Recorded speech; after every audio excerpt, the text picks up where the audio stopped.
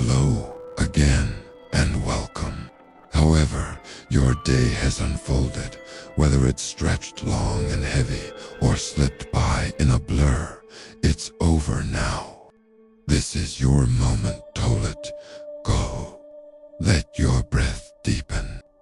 Let through it fall from your shoulders. Let the rhythm of calm take over, steady and slow. You don't need to solve plan or even stay awake. All you need is to listen. Tonight, we're not drifting among stars. We're moving into the heart of the unknown toward the most silent, most powerful anchors of the cosmos, supermassive black holes. They aren't monsters waiting in the dark. They're mysteries older than galaxies' larger-than comprehension, shaping the universe in ways we still don't fully understand. Across the chapters ahead, you'll hear 100 truths about these giants. Facts that are both grounding and strange, humbling and infinite. Some will surprise you, others may comfort you. Each will guide you deeper into rest, and while you're settling in before your eyes grow too heavy, I'd love it if you gently tapped subscribe or press the little hype button. YouTube It's a small click, but it helps keep these experiments and explorations burning out into the algorithm. You can also leave a comment telling me where you are listening from and what time it is in your corner of the night. It's solely fascinating to see where people are drifting off with us, scattered across the world like stars across the galaxy. Now take a deep breath, let your day drift away, and let's travel together in the quiet corners of the universe. In the universe, there are black holes small enough to be born from the death of a single massive star. When such aster exhausts its fuel, its core collapses and gravity crushes it into a compact remnant only a few dozen kilometers across. These are stellar mass black holes measured in units of a few times the mass of the Sun. They are fierce, but modest, scattered like sparks across the galaxy. Yet beside them, another category exists, so vast that even through it enormous feels thin. These are the supermassive black holes, the silent engines at the centers of galaxies, each one containing millions to billions of stellar masses within a region no larger than a solar system. Where stellar black holes are embers, supermassive black holes are mountains of shadow. A stellar black hole may be 10 times the mass of the Sun, but the black hole at the core of our Milky Way, Sagittarius asterisk, weighs over 4 million times as much, and even that is small compared to true giants. Tons 618, one of the largest known, tips the scales at more than 60 billion solar masses. Imagineth weight of 60 billion stars, each thisis of the Sun, pressed together into a point of infinite density. Its event horizon alone would span more than 1,000 times the distance from the Earth to the Sun in sheer scale. These objects defy comparison, and yet they're real, measurable, present at the hearts of galaxies that light the night sky. Astronomers believe that nearly every large galaxy, from spirals like Orion to massive elliptical shelters, a supermassive black hole at its center. They are not rare accidents. They are fundamental, woven into the architecture of the cosmos. Our telescopes reveal stars whipping around invisible points, their orbits bent by gravity, far great earthen any cluster of stars could provide. In these movements lies proof that something massive and unseen exerts its spell. The galaxy you live in is not held together by starlight alone, but by the shadowed grip of a black hole resting silently at its core. The contrast between the small and the immense is staggering. A stellar black hole could swallow a mountain, yet the largest supermassive black holes could swallow entire solar systems whole. Their masses range across a spectrum so wide it stretches imagination. Some measure a few million solar masses, modest in cosmic terms, while others exceed tens of billions, becoming gravitational marks of their regions. To fault a word, one is to cross a gulf of scale so profound that language itself trembles to describe it. We can say billions of suns. But what does that mean when one sun already feels infinite?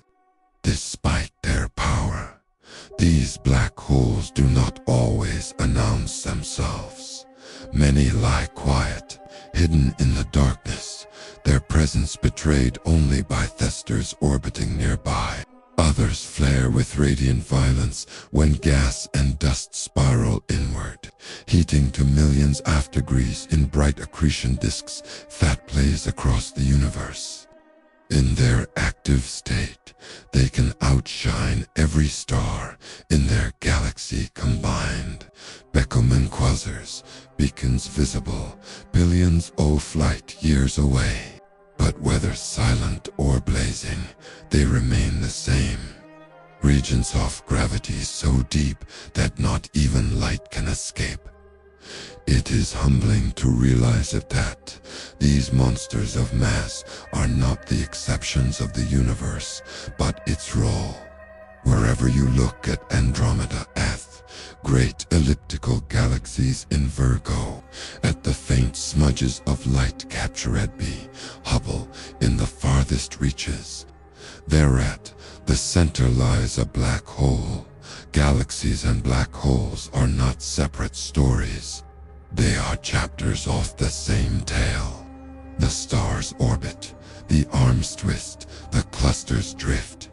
But at the heart of it all, a black hole waits, anchoring the motion, invisible but indispensable. This is the weight of darkness, a scale beyond stars, a presence older than memory, a silent gravity that sculpts the cosmos. To understand galaxies, you must understand their core. And at those cores, an oasis, a black hole vast enough to command millions or billions of suns. When you look up at the sky, when you trace the pale band of the Milky Way, you are not just looking at stars. You are looking at the work of a hidden architect, a darkness so massive it shapes the light itself. Galaxies may look like quiet swirls of stars, but hidden at their centers. Supermassive black holes act as regulators, engines that shape the fate of entire systems. Their influence is not confined to the region close to the event horizon. Gravity, energy, and motion ripple outward, guiding their rhythm of star formation, the distribution of matter, and the very structure of galaxies themselves. What might appear from a distance as serenums of starlight is in truth a delicately balanced ecosystem, tuned in part by an invisible core. When gas and dust fall toward a black hole, they rarely vanish silently. Matter piles into accretion disks that spin and heat, glowing so fiercely they can outshine all the stars around them. In this act of feeding, black holes unleash winds and jets that blast outward into their galaxies.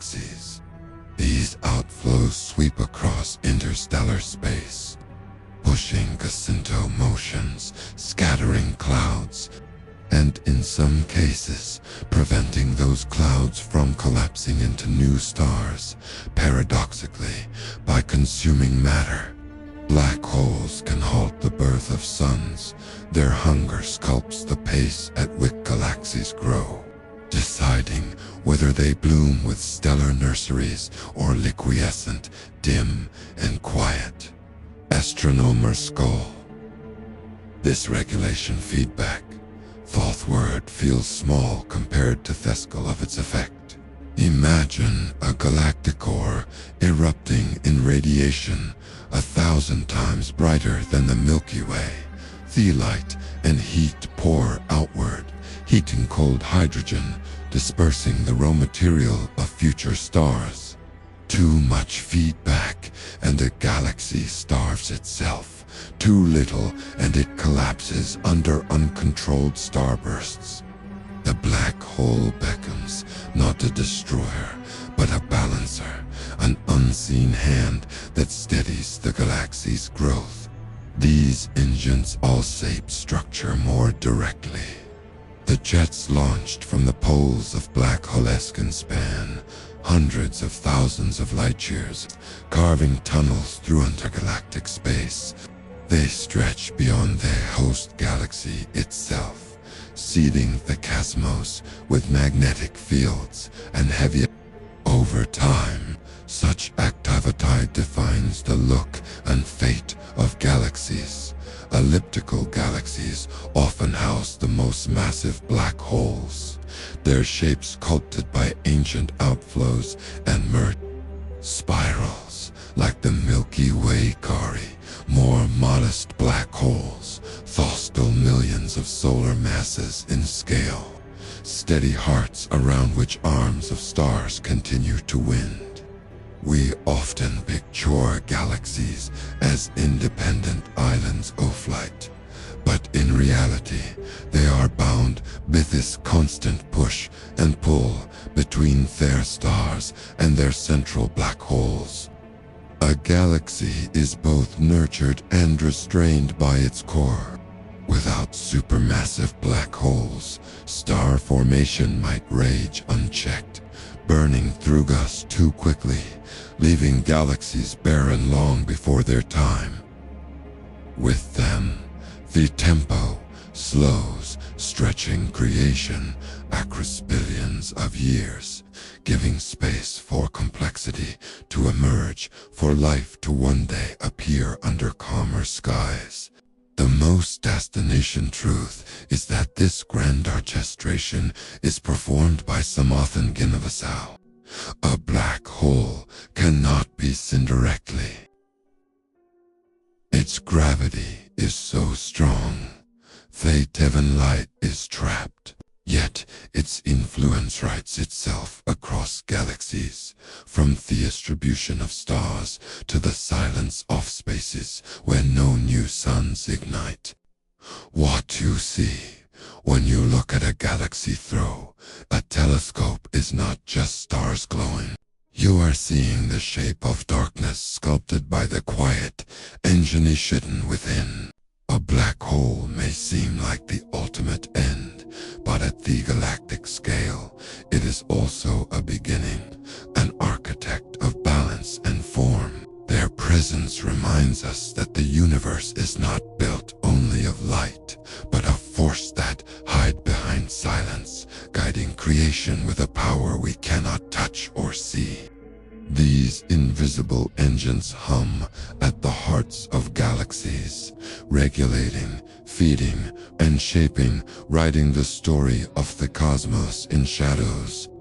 The event horizon is not a surface you could touch, nor a wall that could stop you. It has no substance, no texture, no shimmer. It isolates a boundary drawn by gravity itself, a line in space-time beyond which escaping becomes impossible. Light, the fastest thing in the universe, cannot outrun it.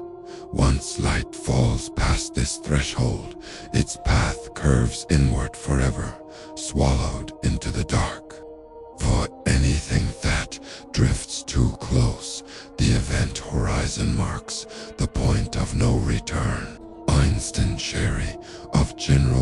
relativity predicted this strange frontier. Space and time are not fixed, but flexible, bending under the influence of mass. A black hole bends them so severely that at ascertained distance, all possible paths curve inward.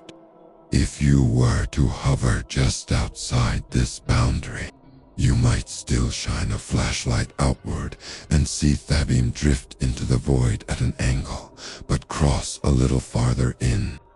And even the beam pointed directly away would curve back, unable to resist.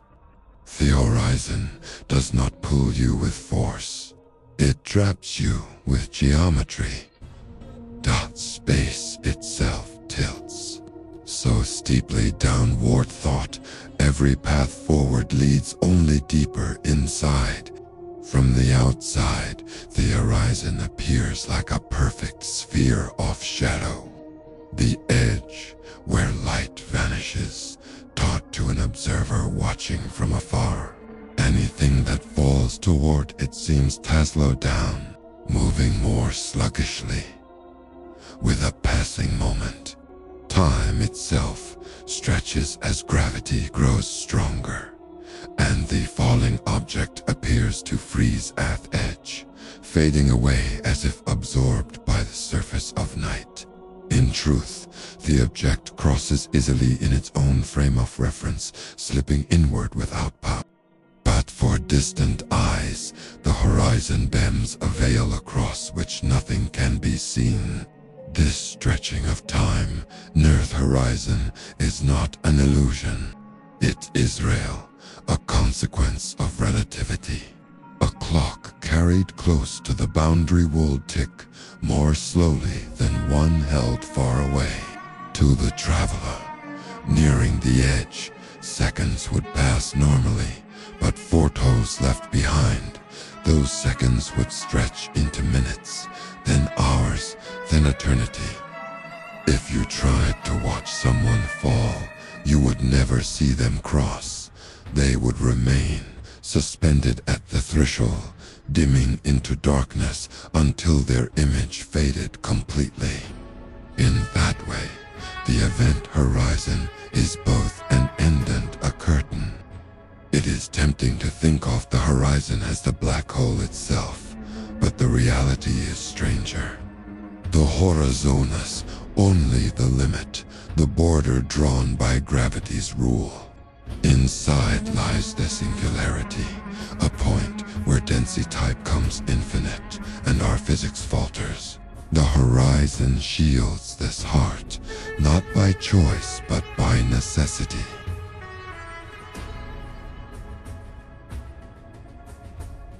It keeps singularity hidden forever, an unreachable secret. We can describe its influence, even photograph the glowing rings of matter around it, but the singularity itself remains beyond reach. The horizon ensures that mystery is preserved, and yet the horizon is not fixed. Its size depends on the mass of the black hole. For a black hole like Sagittarius A, times at the center of the Milky Way, the horizon stretches across a region larger than Mercury's orbit around the Sun. For monsters like Ton 618, it would dwarf the solar system entirely. Every black hole carries its own horizon, a shadow whose radius grows with its weight. Though invisible, this boundary becomes one of the most important features in the cosmos, marking where the universe turns inward in itself. The event horizon is not merely a boundary in space. It is a boundary in knowledge. Beyond it, information cannot return. Whatever falls inside is sealed away, cut off from the universe, perhaps lost forever. When you gaze into the blackness at the center of a galaxy, you are looking not just at absence, but at a threshold where the laws of physics permit no return. It is a frontier not of exploration, but of endings. And yet, in its silence, the horizon is beautiful.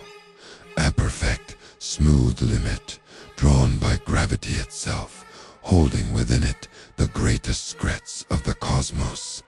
The singularities, the heart of the black hole. But Deward heart feels too gentle for what it means. It is not a place, not even a thing, but a collapse of all matter in space into a point of infinite density. Imagine every atom crushed beyond recognition, every particle forced together without limit, until even fellows of physics can no longer describe what remains. Here the equations break, gravity grows infinite, time and space fold inward, and the very language of science fails.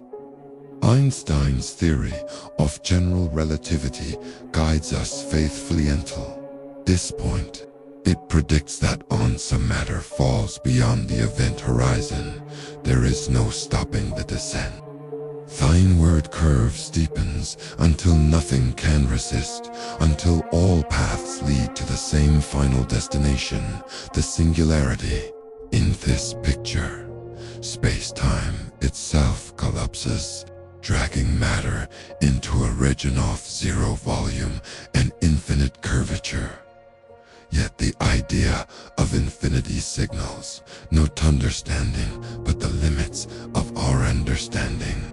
Where we write infinite, we admit that our current physics cannot contain the story.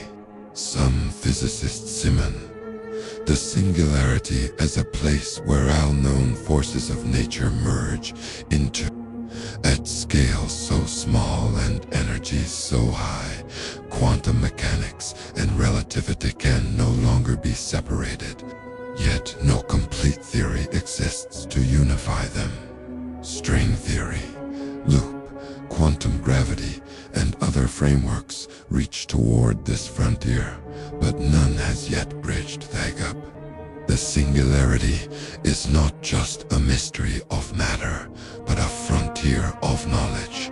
What lies there might reveal deepest truths about the universe, but no signal can escape to tell us. Toes falling inward, the singularity is inevitable. A spacecraft that somehow crossed the event horizon would have no path to steer away. Time itself become a sub-funnel, drawing everything to the same point. Unlike the event horizon, which only appears static from the outside, the singularity is final even from within. No traveler, no particle, no fragment of information could continue beyond it. To approach it is to approach end of history, the place where that concept of after dissolves. And yet even this may not be the final word. Some theories suggest the singularity could be voided, that quantum effects might smear out the point of infinite density, a core where physics still makes sense. Others wonder whether the singularity could be a doorway, a bridge to another universe, or the seed of a new Big Bang. These ideas are speculative, but they arise from the recognition that infinity is not an answer. It is a question mark pointing toward a deeper truth. From the outside, we may never know. The horizon keeps its secret. What happens beyond remains hidden, locked away in darkness. We can circle the edges, measure Thepple, watch the jets and flares of matter being devoured. But this singularity itself remains untouchable. It is the silent center of the black hole. A mystery wrapped in mathematics, a riddle whose answer may hold the key to the universe itself. The singularities, not only a collapse of matter, it is a collapse of certainty. It reminds us that the universe contains places where our knowledge falters, where even their most brilliant theories bend and break. To face the singularity is to face the unknown in its purest form. And in that unknown, there is awe as well as fear. It is a place where imagination stretches as much as physics, where the human mind confronts the infinite and admits its limits. What lies beyond the singularities, not something we can measure or see. It is something we can only wonder about. A silence at the center of darkness. Yet in that silence lives possibility. The promise that one day our understanding may grow enough to peer into the abyss and find not an end, but a new beginning. Black holes cannot be seen directly, yet their presence is written into the cosmos in ways too clear to ignore. Astronomers hunt them not with sight, but with traces, with the shadows they cast on their surroundings, with the motion of stars and the trembling of light. To measure the invisible requires patience, creativity, and basics in physics. For what we are looking for cannot send us a message of its own. It must be inferred from the way the universe bends around it. One of the clearest signs comes from watching stars near galactic centers. Around Sagittarius asterisk, our galaxy's black hole, astronomers have tracked stars tracing dizzying ellipses, racing around an unseen point with speeds so great that nothing less than millions of solar masses could hold them. These stars do not orbit empty space. They orbit a compact source of gravity, smaller than orbit of Mercury, yet heavier than 4 million suns. By tracing their paths over decades, astronomers have painted signature of a black hole without ever glimpsing it directly. The Motionov. These stars is like handwriting on invisible paper, spelling out the weight of the unseen. Other clues come from it, falling inward. Gas and dust caught in the gravity well form accretion disks that spin and grind, heating to millions of degrees as friction tears them apart. The result is radiation across the spectrum, but most vividly in X-rays. When telescopes to NATO high energies look into the sky, they find flares bursting near black holes, sudden outpourings of light from matter just before it vanishes. These signals are brief, violent, and revealing.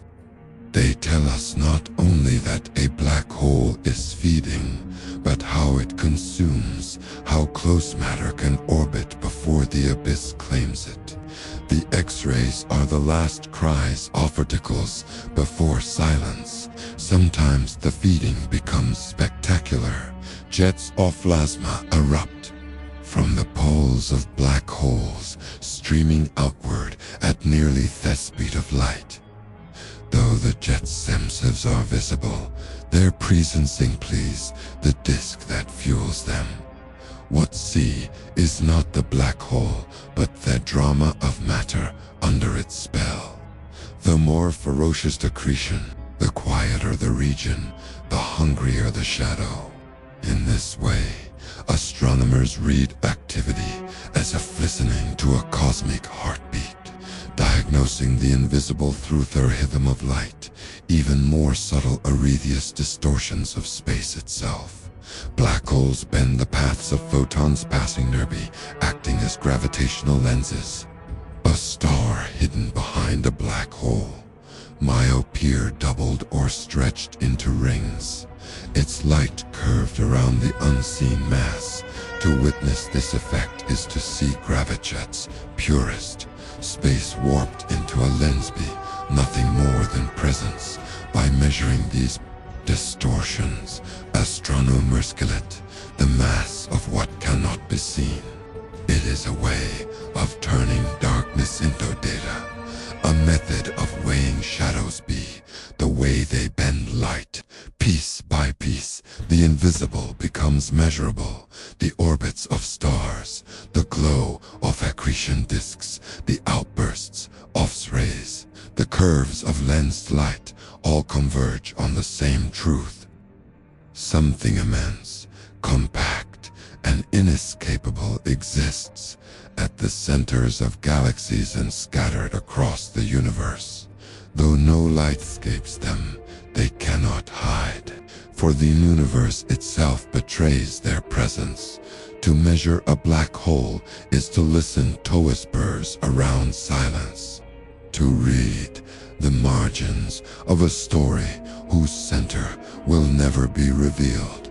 It is an act of faith and precision, a reminder that even Theopist shadows leave their marks on the cosmos. At the center of the Milky Way, hidden behind clouds of gas and velar of countless stars, lies Sagittarius, a asterisk.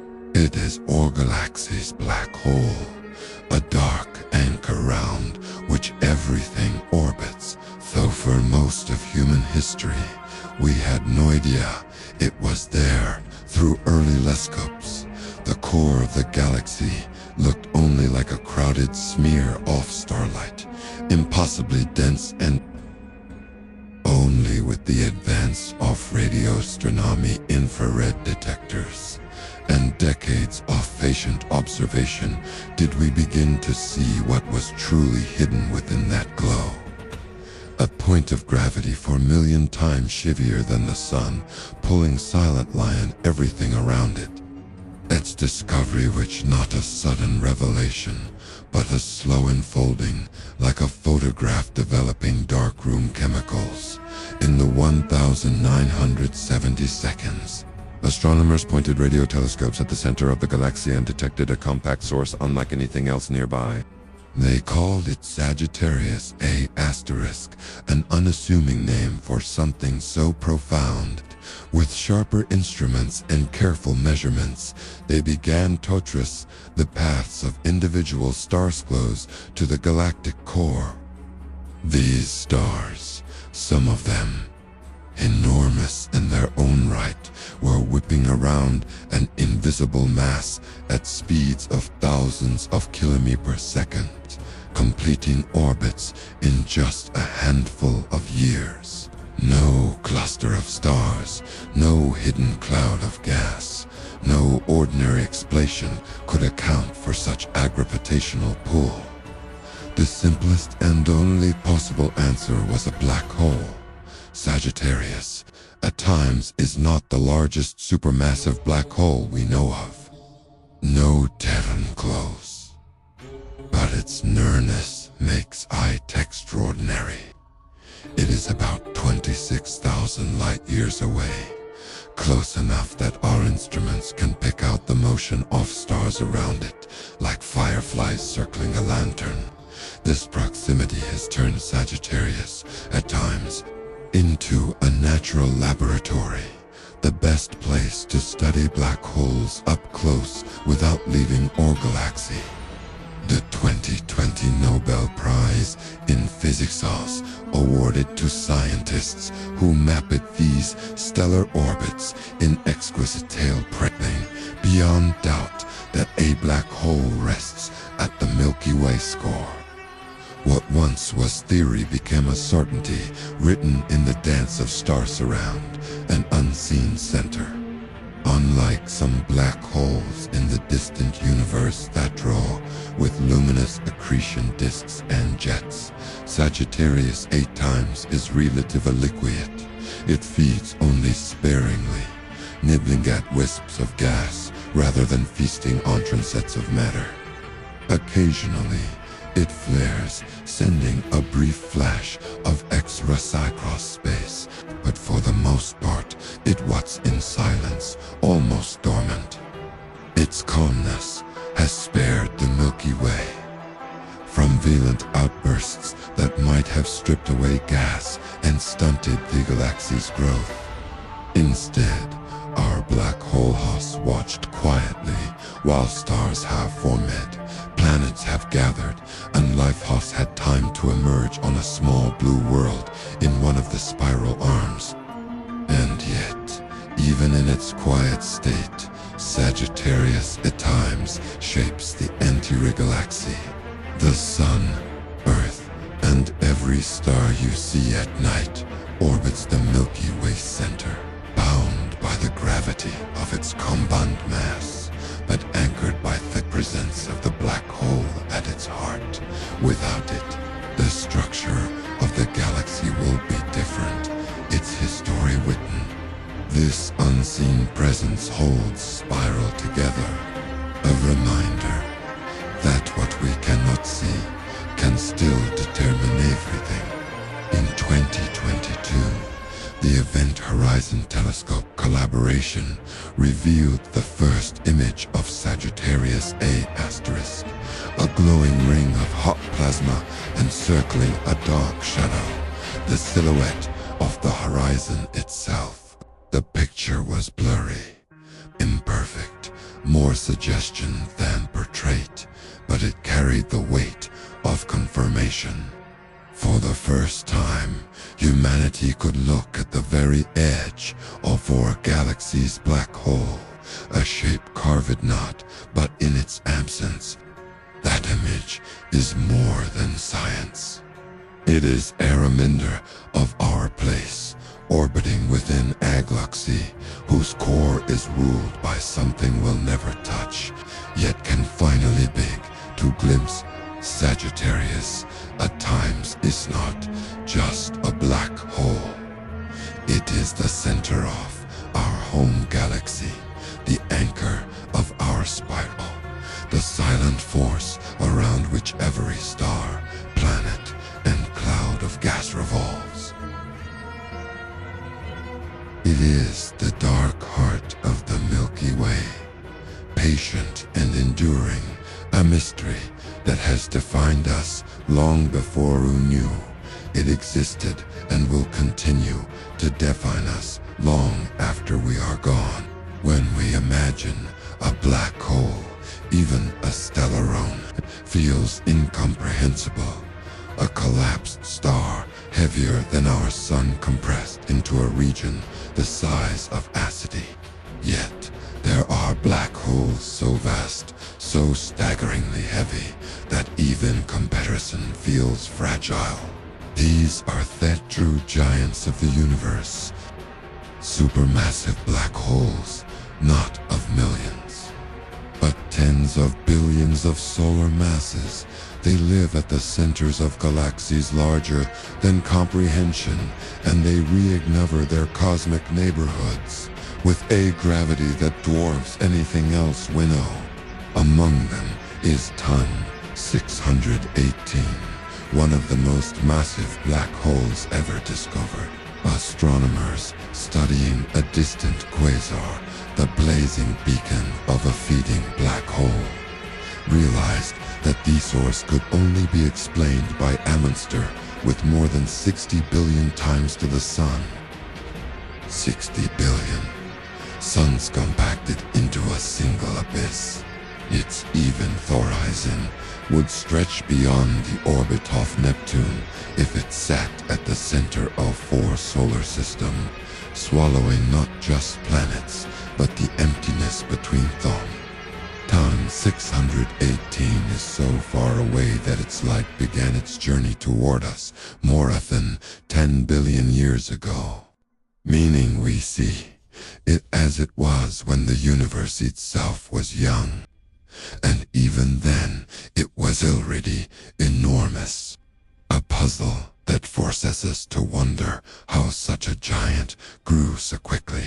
Closer to home, though still unimaginably distant, lies Holberg 15 Amperes asterisk, the central black hole of a massive galaxy in the Abel 85 cluster.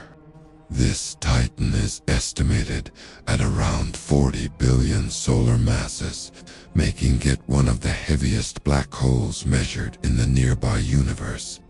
To speak of billions of suns in one place is to step outside language. But imagineth Milky Way with its 4 million solar mass black hole, and then multiply that mass 10,000 times over. Holberg, 15 amperes times, is not merely a central object.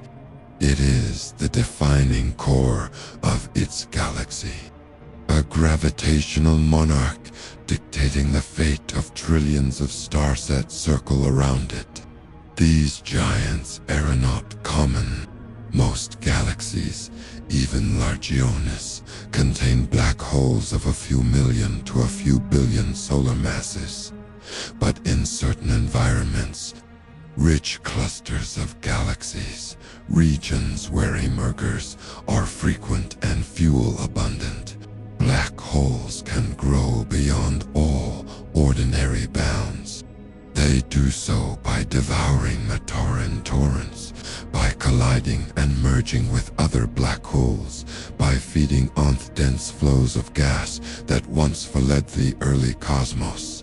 Each act of growth leaves behind a deeper well, a larger shadow, a gravity that stretches farther into the galactic core. Over billions of years, a rare few reach the scale of 2/618, or Holberg 15 amperes. Asterisk, cosmic outliers whose size alone challenges our models of growth and time. The scale obvious entities bends not just physics but imagination. Their event horizon span light days across, meaning that a beam of light would take days, even weeks, to cross from one side of the shadow to the other. If one were Placidin, the heart of our solar system, every planet, every moon, every trace of orbiting debris would be consumed, not because they would instantly fall inside, but because the horizon itself would engulf the whole architecture O4 system. To stand in such a place, were it possible, would be to stand on the edge of infinity, stretched wider than 1,000 lifetimes. And yet, despite their enormity, these giants are invisible to the eye. We know them only through the brightness of their quasars, the orbits of stars in their neighborhoods, and the subtle ways their gravity shapes galaxies around them. They do not shine themselves, but they ignite their surroundings, turning falling matter into light so powerful it can be seen across the observer. 618 blazes is one of the brightest quasars ever found. Its energy spilling outward from a maelstrom we can never touch. In these giants lies a contradiction. They are silent, devouring, invisible, and yet they become the brightest objects in the sky. They are singularities, infinite in density, yet their shadows stretch wider than solar systems. They are rare, but their existence tells us the universe allows for growth without obvious limit, a reminder that time and gravity together can build monsters that defy sense of scale. To think of them is to feel the weight of the cosmos pressing in. Our galaxy's central black hole feels small beside them, just 4 million suns against tens of billions, and yet all of them, from the modest Toth Monstrosto, share the same truth. They are the final shape of gravity, left to run wild, the giants of the universe whose very existence teaches us how small even galaxies can seem in comparison. When we'll look at the largest black holes, the natural question rises almost immediately. How could something so vast ever come to be? The answer is that we don't fully know, but astronomers have pieced together several theories, each offering a path from the ordinary universe to the extraordinary gravity over supermassive black hole. None excludes the others, and it may be that all of them have played a role depending on when and where in the cosmos a black hole was born. One route begins with stars, the very first stars to ever shine. In the earliest universe, when matter was still pure hydrogen and helium, stars could grow 2 sizes far beyond those we see today, hundreds of times the mass of the sun. These titans lived brief, violent lives, burning fast and bright before collapsing under their own weight. When they did, their cores collapsed into black holes, far larger than the remnants left behind by ordinary stars. Over cosmic time, these seed black holes could feed, merging with others and drawing in gas until they grew into the giants we see at the hearts of galaxies. In this picture, the supermassive black holes are a descendants of ancient stellar deaths, stretched across billions of years of ancient growth. Another possibility basis stars altogether, instead of forming from the collapse of a single massive star. Some black holes may have arisen directly from the collapse of primordial gas clouds in the early universe. Picture a vast, dense cloud of hydrogen, unbroken by the cycles of star birth and death, collapsing straight into a black hole before stars ever had the chance to ignite. This direct collapse scenario produces heavier seeds from the start, hundreds of thousands of solar masses in one instant. Such black holes could explain why we see quasars already blazing less than 1 billion years after the Big Bang. There simply may not have been enough time for a tiny stellar mass seed to grow so quickly, unless some were born already enormous.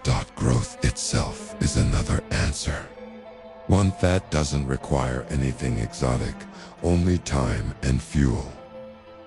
Once a black hole exists, even if it is modest in size, it can feed.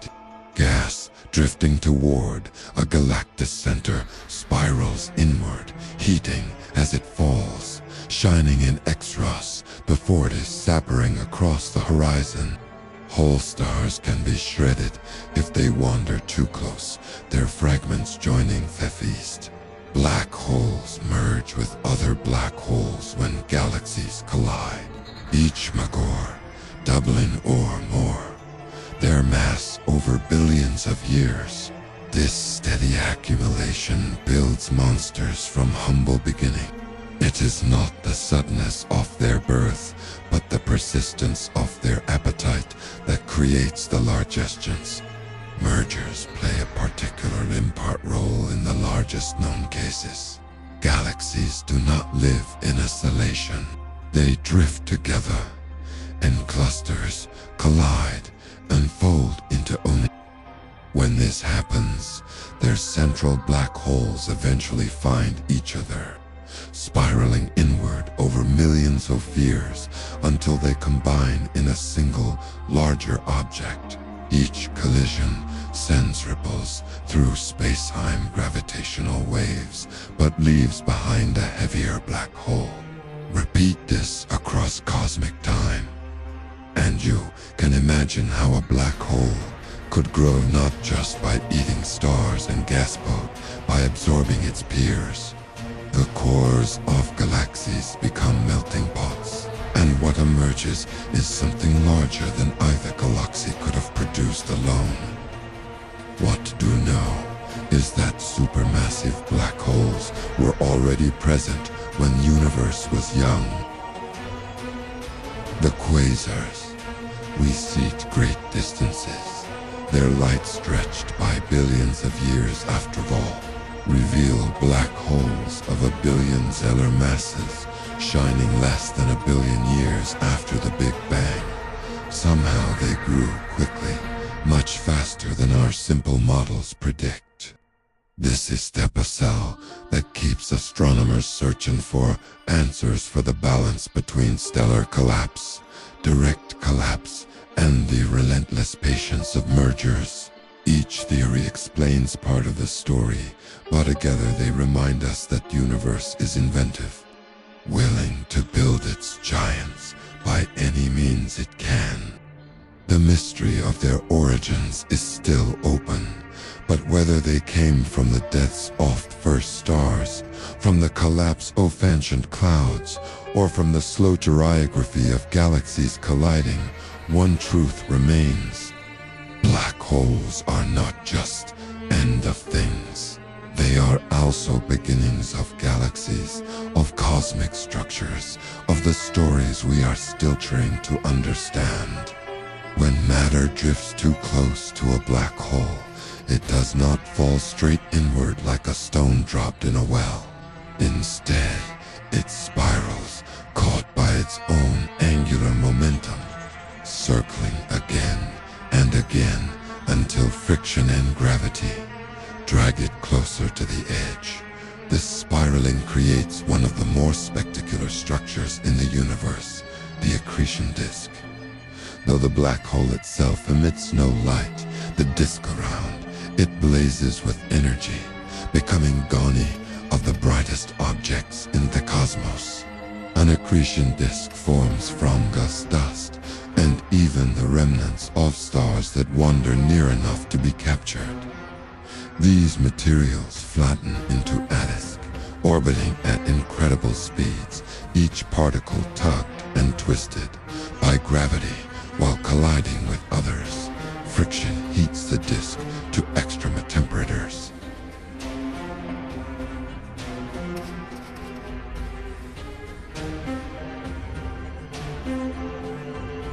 Millions of degrees in its southern regions, hot enough to glow across spectrum. Two distant telescopes, this radiation reveals itself as ultraviolet light, X-rays, and visible brilliance, a halo of fire around the black hole's shadow. The black hole may be dark, but the process of feeding transforms its surroundings into a cosmic furnace. Closer to the event horizon, the energy intensifies. Matter there moves at a significant traction of the speed of light, crashing and compressing in ways that stretch atoms themselves. The heating is so fierce that electrons are stripped from nuclei, leaving behind plasma, a sea of charged particles spiraling in magnetic fields. This plasma radiates in pulses and flares, broadcasting the violence of its descent. The disk is not steady. It flickers and brightens, sometimes flaring unpredictably as clumps of matter plunge inward, releasing their Bertian bursts before vanishing forever. The inner edge of the accretion disk is defined by the innermost stable bit, the last circle where matter can revel without falling directly into the abyss. Beyond this point, the spiral becomes irreversible. Observing this edge provides one of the most direct tests of general relativity, because the exact location of the orbit depends on the black hole's mass and spin. Visiting the light from accretion disks, astronomers can measure not only how massive a black hole is, but also how fast it rotates. The radiation carries a fingerprint of the black hole's nature, encoded in the way light shifts and bends as it fights to escape the grip of gravity. Accretion disks are also engines of growth. They are the channels through which black holes gain their mass, steadily feeding on the matter delivered by galaxies. But They are not only consumers, they are creators of light, sculptors of their environment. The radiation they emit heats surrounding gas, influencing whether new stars can form in nearby regions. Jets launched from the disk's magnetic field scan expel matter thousands of light years outward, shaping galaxies far beyond the black hole's immediate reach. In this way, the accretion disk becomes more than a sign of feeding. It becomes a regulator of cosmic ecosystems, connecting the hidden darkness of the black hole to the visible brilliance of galaxies. What makes accretion disks extraordinary is that they transform destruction into beauty. Matter falling tow. Its doom ignites one final time, releasing more energy in its last moments than it could have produced across billions of years as a star. A single black hole, though invisible, can shine brighter than entire galaxies best of the disk that swirls around it. It is an irony written into the cosmos. The darkest objects air surrounded by the brightest fires. Touch an accretion disk through a telescope is to glimpse the process of consumption elevated into spectacle.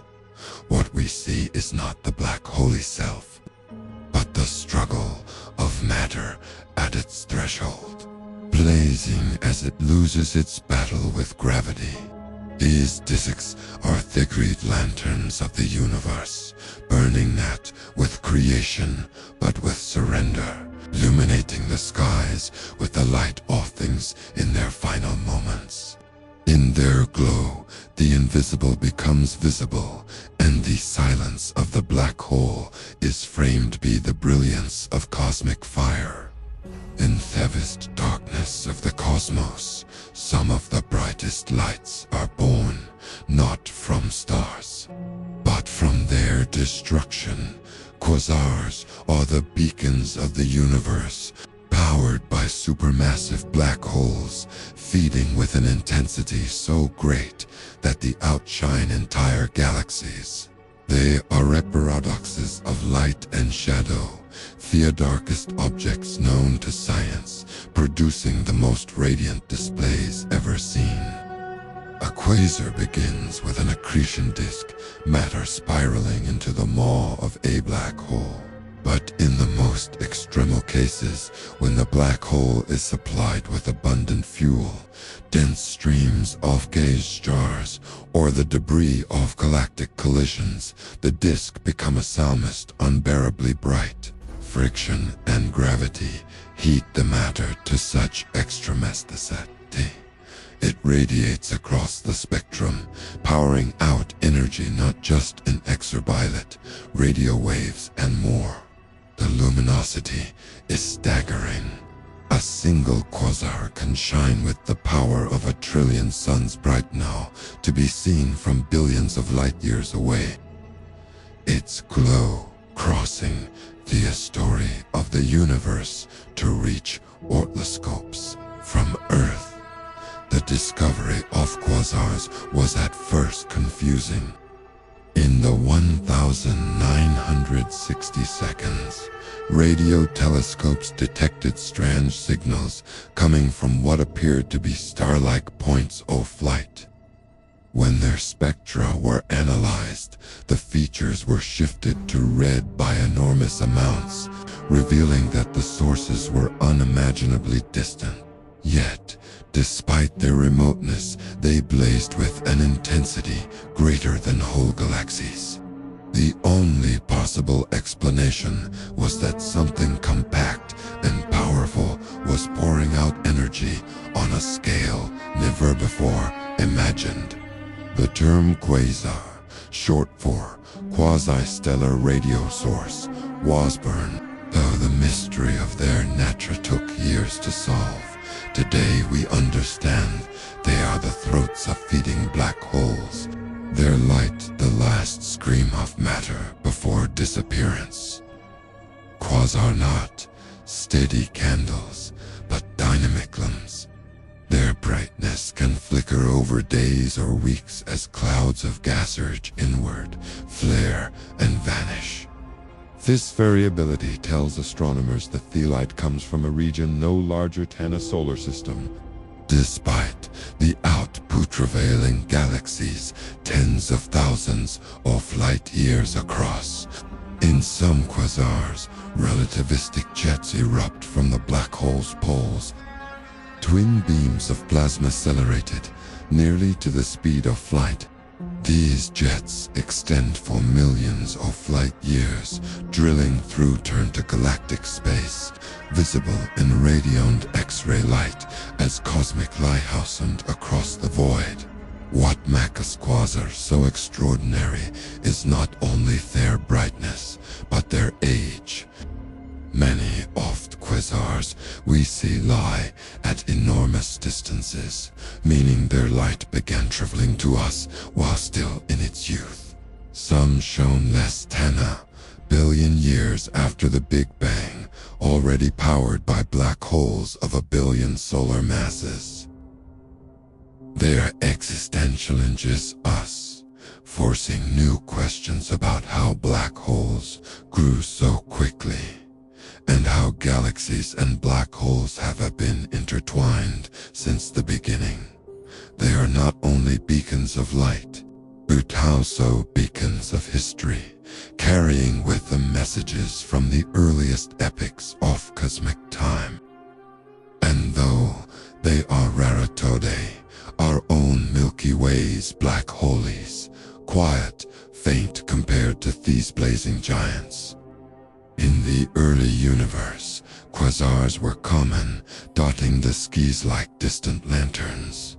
Galaxies then were young, rich with gas and collisions fracked, providing black holes with the fuel they needed to blaze at full power over billions of years. As galaxies matured and gas supplies dwindled, most black holes grew quieter, settling into shadows. But their past brilliance is still visible. The fossil light of quasars crossing space and time to reach us. Quasars remind us of the duality at the heart of black holes. They airy objects of silence and secrecy, hiding goal that falls within. And yet, in the act of feeding, they produce some of the loudest, brightest signals the universe has ever known. They are contradictions made real, darkness cloaked in fire, a beacon not of safety, but of cosmic hunger. To see one is to glimpse a black hole at its most alive, consuming universe, and yet illuminating it at the same time. At the edge of a black hole, time itself begins to falter. That ticking of clocks, so steady in our daily lives, bends and stretches under the weight of gravity until seconds no longer mean the same thing. What feels like an ordinary moment to someone falling inward becomes to a distant observer an eternity. This is the strange gift of relativity. One of Einstein's deepest insights. Time is not absolute. It can flow differently ding on where you stand. And nowhere is that difference more dramatic than near the horizon of a black hole. Imagine two clocks, one kept far from the black hole, and another carried downward, closer and closer to the event horizon. From the perspective of the distant clock, the one descending slows, its ticks stretch farther apart, its rhythm lengthening as gravity deepens. What should have been a second appears to last 2, then 5, then an endless pause. The closer the clock approaches the horizon, the more it lags, until at boundary itself, it seems to stopultish there.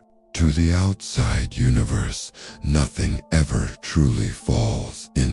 It only appears frozen at the edge, fading from sight as its light is stretched thinner and redder until it disappears.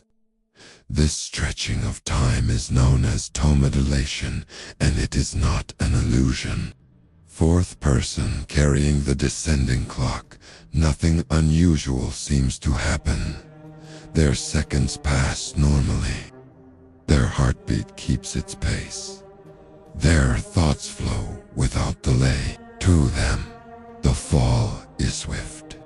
They cross the horizon infinitime, drawn inward without resistance. But to those left behind, watching from afar, that same moment stretches into forever. It is a contradiction only in appearance. Relativity allows both experiences to be true, each consistent within its own frame of reference. Fizzling of clocks is only part of theory. Light itself is also altered by the immense pull of gravity, a phenomenon called gravitational redshift. Photons, climbing away from the black hole, lose energy, their wavelength stretched. What might have begun as visible light becomes infrared, then radio fading beyond what eyes or even instruments can detect.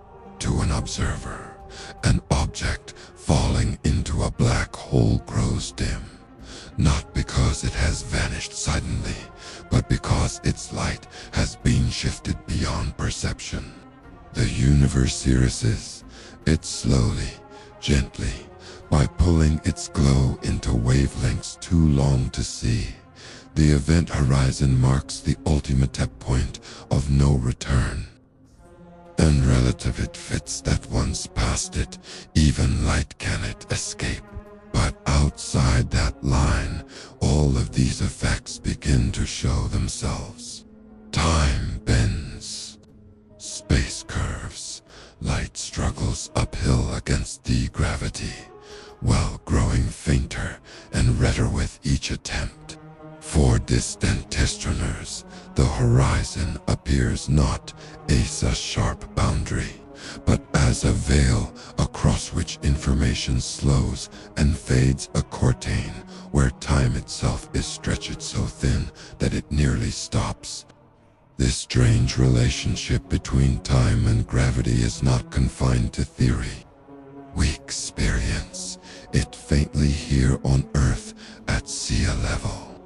Clocks tick fractionalizer than those on mountaintops, simply backouts. Gravity is slightly stronger closer to Earth's center.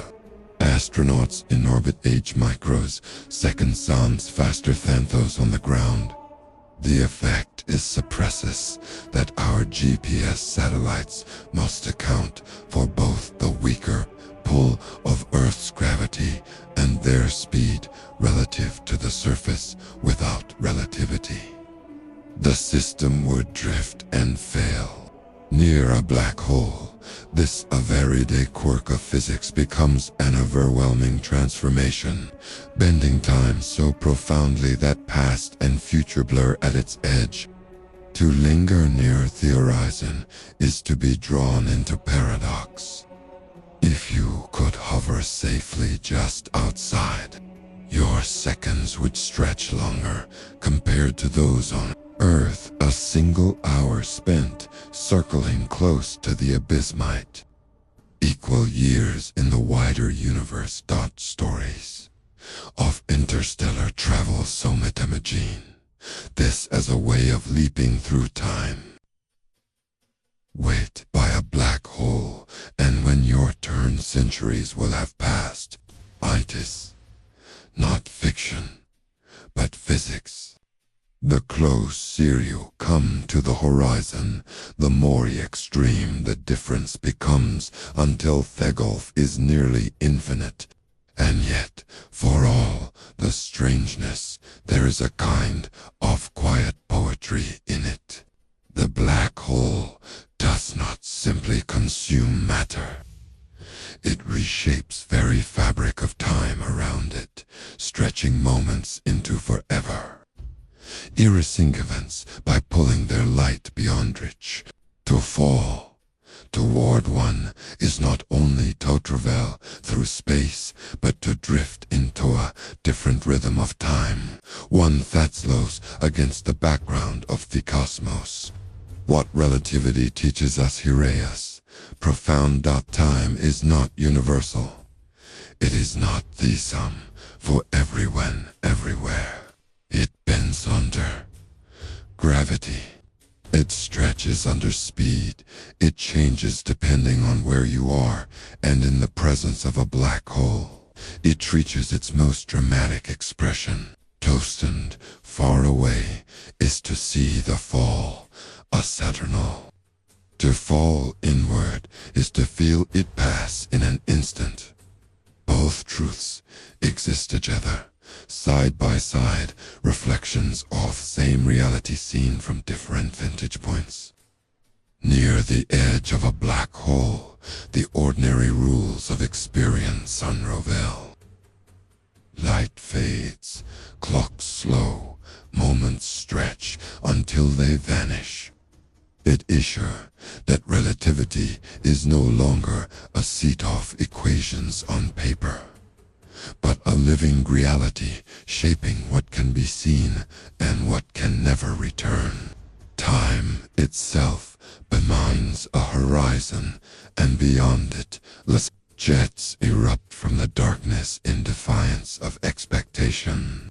A black hole, the very image of gravity's silence, seems as though it should only swallow, only consume, only hide. And yet, in some of the most extraordinary displaced universe offers, black holes announce themselves with colossal streams of energy, blasting outward in opposite directions at nearly the speed of light. These are relativistic jets born in the chaos of accretion, cutting across galaxies, visible across millions of light years. They are not gentle flickers of light, but cosmic leku so powerful that they outshine Galaxies, carrying the imprint of the black hole's hunger into the vastness of intergalactic space. The process begins with the accretion disk, that whirling storm of gas and dust spiraling toward the vent horizon. As matter is heated to extraordinary temperatures, magnetic fields twist and tangle within the plasma, winding tighter as they are dragged by the spinning disk. These fields can funnel particles outward instead of inward, launching them along the poles of the black hole. In this way, the same system that pulls materia with relentless gravity also propels some of it outward in defiance. Not swallowed, but transformed into a jet, the paradox is striking. A structure defined by consumption producing streams of creation visible across unimaginable distance. The speed of these jets is staggering. The matter within them moves at relativistic velocities, meaning close to the speed of light itself. At such speeds, time for the particle slows compared to the rest of the universe, and their energy becomes amplified. When we detect them, their radiation they emit stretches across the spectrum, from radio waves to X-rays and even gamma rays. Some jets are so bright that they can be seen in radio telescopes long after their source galaxy is too faint for optical instruments. They carve luminous lines across the void, messages written in radiation, carrying the black hole's presence far beyond its host galaxy. Thelagest jets extend for millions of light years, dwarfing the galaxies that birth them. Imagine a stream of energy so vast that if it emerged from the center of the Milky Way, it would extend well past our neighboring galaxies. These colossal structures are not merely light decorative. They shape their environments, heating intergalactic gas, preventing it from cooling into star sand, sculpting the evolution of galaxy clusters. A jet is not just an outflow, it is feedback on a cosmic scale. A force that regulates how galaxies grow and change over billions of years. Astronomers have captured images of these jets through radio astronomy, revealing shapes that stretch far into darkness like arms of light. In some cases, when a jet happens to point almost directly toward Earth, we observe what is called a blazar. An object sublimely bright that it dominates the sky in high-energy emissions. Blazars mean us that the orientation of these cosmic engines matters and that our perspective can transform them from distant streaks into blazing torches. The mystery, however, is not solved by observation alone. We still do not fully understand how black holes generate such powerful jets. The prevailing theories point to the rotation of the black hole itself, where the twisting of spacey drags magnetic fields into alignment and powers the acceleration of particles. In this view, the black hole's spin is not just a silent property, but an active driver feeding the jet with rotational energy. If true, this means black holes are not only eating matter, but converting their very spin into beams of light. The idea that rotation itself can be drained to power streams millions of light years long is one of the most astonishing predictions of modern physics. Jets also serve as cosmic probes. Because they extend so far, they illuminate the otherwise invisible structures between galaxies. As they pass through intergalactic gas, they reveal its density, its magnetic fields, its hidden currents. By studying the shape and spread of jets, astronomers can read the conditions of the universe in scales too. Large to measure directly, each jet becomes both a signature of its black hole and a tool for understanding the cosmic web that binds galaxies together. Despite their violence, there is something profoundly beautiful about black hole jets.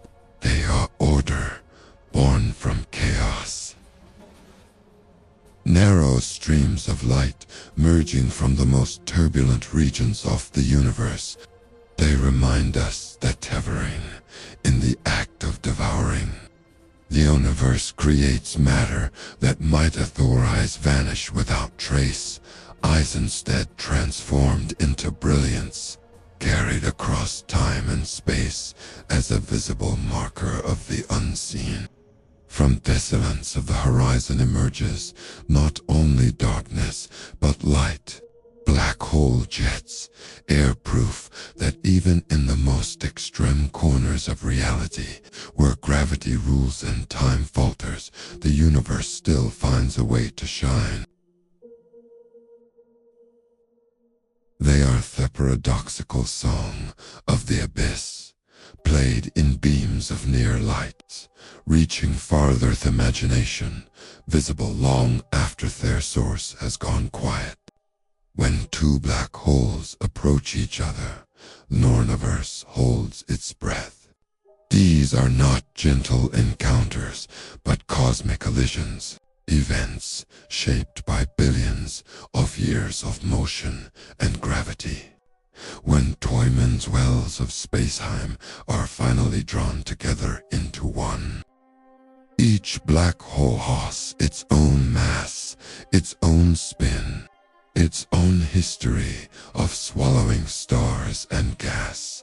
When they meet, all of that is brought into a final spiraling embrace. What follows is one of the most violent yet silent events imaginable. A merger merger that shakes the very fabric of spacetime. Cedence begins long before the final collision. As galaxies drift through, the cosmos gravity pulls them together. And when galaxies merge, their central black holes are fated to find each other as well. At first, they orbit distantly, circling in vast loops that may last millions of years. With time, they draw closer as friction with gas and stars robs them of energy, shrinking their orbit. This stage is slow, almost deadly. A cosmic waltz carried out on scales too large for human intuition. But as the separation narrows, the pace quickens, their orbits tighten, their speeds rise. The rhythm of the danza accelerates until the two black holes are circling each other at nearly the speed of light. At that point, they begin to stir the universe itself. General relativity predicts that massive objects in motion do not simply bend spacetime. They send ripples through it, gravitational waves. These waves carry energy away from the orbiting pair, and thus they radiate outward, the black hole spiral, faster still. Each ripple is a whisper of their impending union, a message carried across billions of light. For most of cosmic history, such waves would have gone unnoticed, their passage through space leaving no mark we could detect.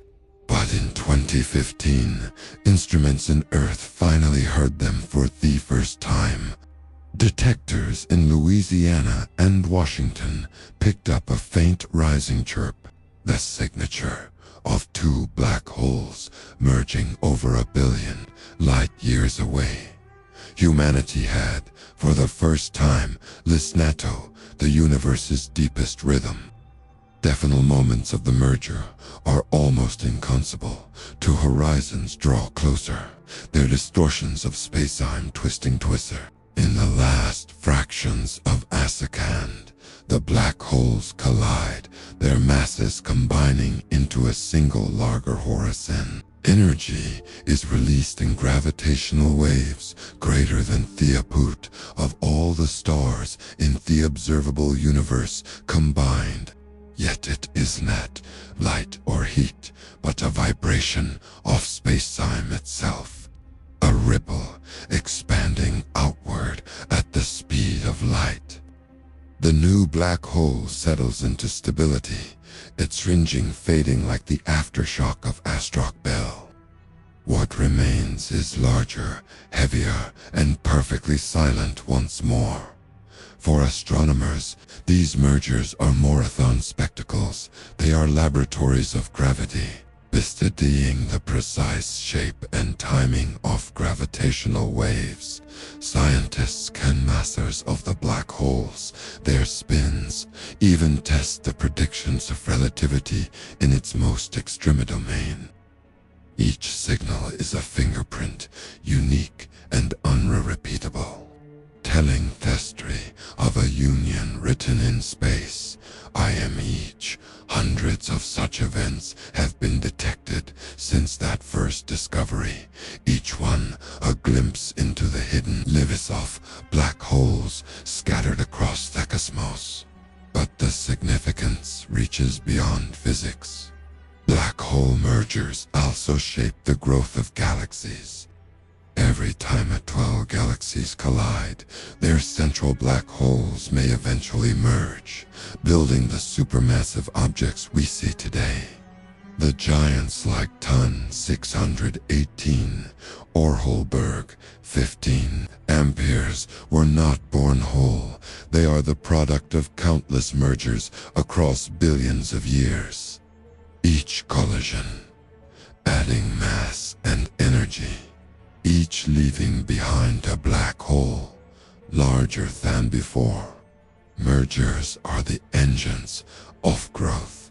One of the ways the universe assembles its titans. There is something about terrifying and beautiful about this process. On one hand, it is violence at highest possible scale. The collision of invisible monsters that warp space and time itself. On the other, it is an event that gives us a way to see the unseen, to hear Thistlehunt, to measure the unmeasurable. Gravitational waves allow us to witness black holes not just as static shadows, but as active participants in the drama of the cosmos, colliding, merging, and shaping reality. When two black holes collide, we do not see sparks or explosions. We see silence and feel waves, the universe quivering as though in recognition of its own depth. These events remind us that the cosmos is not static, but alive. That even in the deep darkness, motion continues, cycles complete, and new structures are born.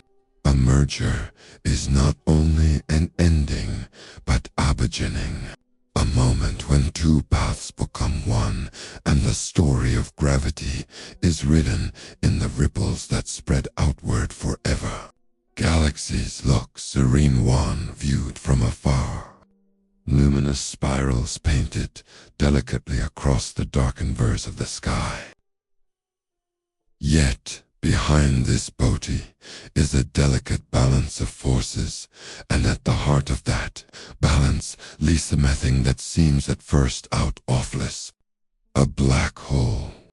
These silent centers do not simply lurk as passive ventures of mass. They are engines of regulation, shaping their galaxies in ways that are both subtle and profound. Without them, galaxies might burn too fast, blaze too bright, and die too young. The raw material for stars is gas, vast clouds of hydrogen and helium drifting through a galaxy. Left unchecked, these clouds collapse under gravity, forming stars in great numbers, but if the collapse happens too quickly, a galaxy can use up its supply of gas in a cosmic instant. Flaring briefly with light before fading into darkness, galaxies need a regulator. Something Taslow, the pace of star birth, to stretch their resources across billions of years. This is where black holes play their paradoxical role. By feeding on matter, they release enormous amounts of energy, and that energy pushes back on the galaxy itself. When a supermassive black hole consumes gas and dust through its accretion disk, the process is astonishingly inefficient in terms of feeding, yet dazzlingly efficient in terms of radiation. A fraction of the matter is swallowed, but a much larger portion is converted into light and energy, heating the surrounding gas.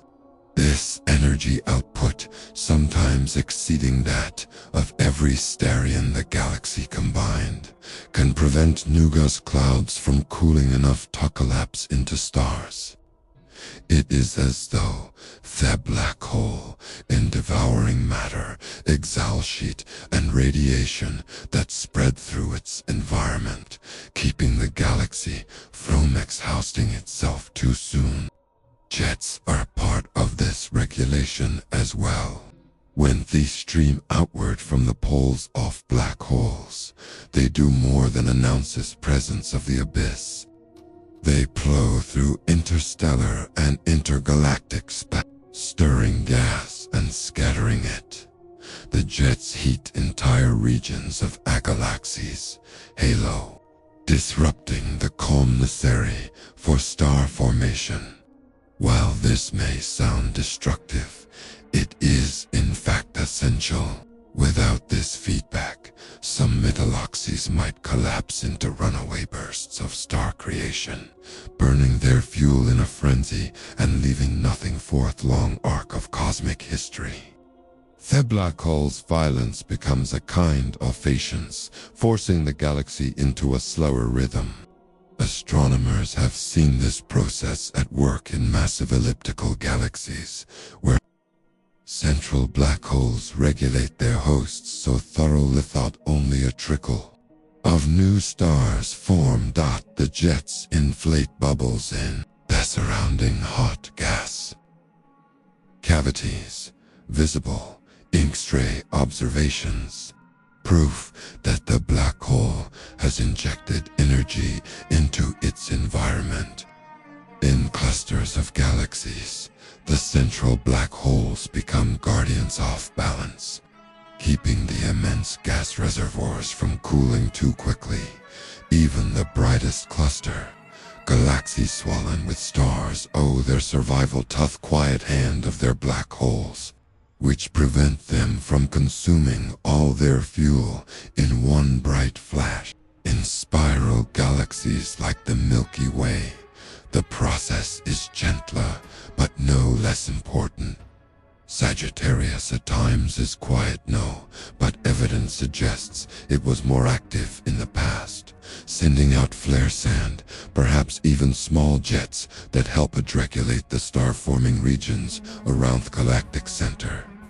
The Milky Way has sustained starbirth for billions of years, neither collapsing into quiescence nor burning itself out, a testament to the balance maintained at its core. We are, in a sense, the beneficiaries of this regulation. Without it, our galaxy may have consumed its fuel too quickly. For stars like the Sun to form and for life to emerge on a small blue planet orbiting one of them, it is strange to think that what seems like destruction is, in fact, creation's lead. The energy unleashed by black holes ensures that galaxies live long lives. By heating, scattering, and regulating gas, they stretch out the era of star formation, giving rise to stable planetary systems and the slow unfolding of complexity. Black holes are not merely the end of things. They are record takers of time, extending the lifespan of galaxies far beyond what would otherwise be possible. This role transforms the way we see them. They are not only the monsters at the centers of galaxies, swallowing light and matter. They are also gardeners of the cosmos, pruning, regulating, and ensuring that galactic ecosystem does not collapse under its own abundance. In their silence and in their fury, they create conditions for longevity. Galaxies shine because their black holes hold them back from burning too fast. So when you look at the band of the Milky Way stretched across the night sky, know that its beauty exists in part because of the unseen core at its center. The spiral arms, the billions of stars, the quiet cradle of our own solar system, all of it has been shaped by the push and pull of a black hole we will never see directly. In the heart of darkness lies the key to balance. And in that balance, the possibility of light that high above and below the plane of the Milky Way, two ghostly structures rise like balloons of light, stretching for tens of thousands of light years into space. They are known as the Fermi bubbles, immense lobes of radiation that glow faintly in gamma rays, invisible to human eyes, but clear to our mass-sensitive detectors. Their sheer size defies imagination. Each bubble spans a region larger than the galaxy itself, like scars etched into the sky. And they are not ancient fossils of the Big Bang, the echoes of supernovae. They are evidence of something that happened at the very heart of our galaxy. Something black hole at its core. Sagittarius at times may appear quiet now, a subdued John feeding only in small bursts, but the Fermi bubbles tell us that it was on sea far more active. To create such structures requires energy on a scale only a black hole can provide. Astronomers believe that millions of years ago, Sagittarius at times erupted, a phase of furious accretion, swallowing gas and perhaps even star sand, in the process unleashing winds and jets powerful enough to punch through the galaxy. The result was a release of energy so immense it blasted plasma-ward, carving twin cavities above and below the galactic disk. What remains today are the glowing outlines of those outbursts, still bright in gamma rays long after the event itself has ended. The bubbles are not perfectly smooth. Observations reveal ripples and edges, signs of turbulence, as if the gas within them still churns from the force that created them. They rise like smoke from an ancient fire, lingering long after the flames have gone out. To measure them is to measure time itself, to look back millions of years into the history of our galaxy and glimpse a moment when its core was alive with violence. Our quiet black hole was once a quasar, blazing so brightly it may have lit the night sky, even from Earth that we've been here to see it. But the Fermi bubbles are not the only echoes of past activity. Radiation signature sacras, multiple wavelengths point to smaller flares that Sagittarius A-time shows unleashed more recently. X-ray, light trivials, streams of energized gas, Earth galactic center. Hints that the black hole has not been entirely silent. Some clouds of gas near the core shine unusually bright, as if reflecting ghosts of an outburst that happened only a few hundred years ago. These are cosmic after-images, like the glow on the horizon after lightning strikes. They tell us that our black hole, falcon by cosmic standards, still flickers with occasional hunger. What makes the Sieges remarkable is their scale. The Fermi bubbles themselves are hundreds of thousands of light years tall, dwarfing our entire galaxy's disk. They are proof that a black hole, though invisible, can leave marks that stretch across intergalactic space. They also remind us that galaxies are not static pictures, but dynamic stories changing over time as their central engines flare and fade. The Milky Way, so peaceful in its spiral arms, bears the scars of its course tempests. For astronomers, these signatures are not just curiosities. They are tools to reconstruct the life of our galaxies. Click, hole to understand when and how it fed and how those feeding episodes shaped the stars around us. By studying the Fermi bubbles, we can estimate how much energy was released, how long the outburst lasted, and how it influenced the Milky Way. These echoes show us that heaven, a black hole as subdued as Sagittarius, at times has the power to alter the entire structure of the galaxy when it awakens. There is something humbling about standing under the night sky and knowing that invisible towers of radiation loom far above, relics of an outburst that happened long before our species existed. They are reminders that what seems eternal and unchanging is in truth alive with history. Every galaxy carries echoes like these, whether in bubbles trails of radiation, jets of gas, Orskers carved into intergalactic space. Black holes may spend most of their lives in silence. But when they erupt, the marks linger for millions of years. The Fermi bubbles are our galaxy, the sky itself holding on to firmament when darkness flared with unimaginable power. They are echoes of events written in light we cannot see, a testament that even silence has a past on, that the center of our galaxy is not just a place of stillness, but a stage for forces that can shake the heavens. Between the familiar categories of black holes, the stellar mass remnants of collapsed stars, and the supermassive agents anchoring galaxies, there ought to be a middle ground.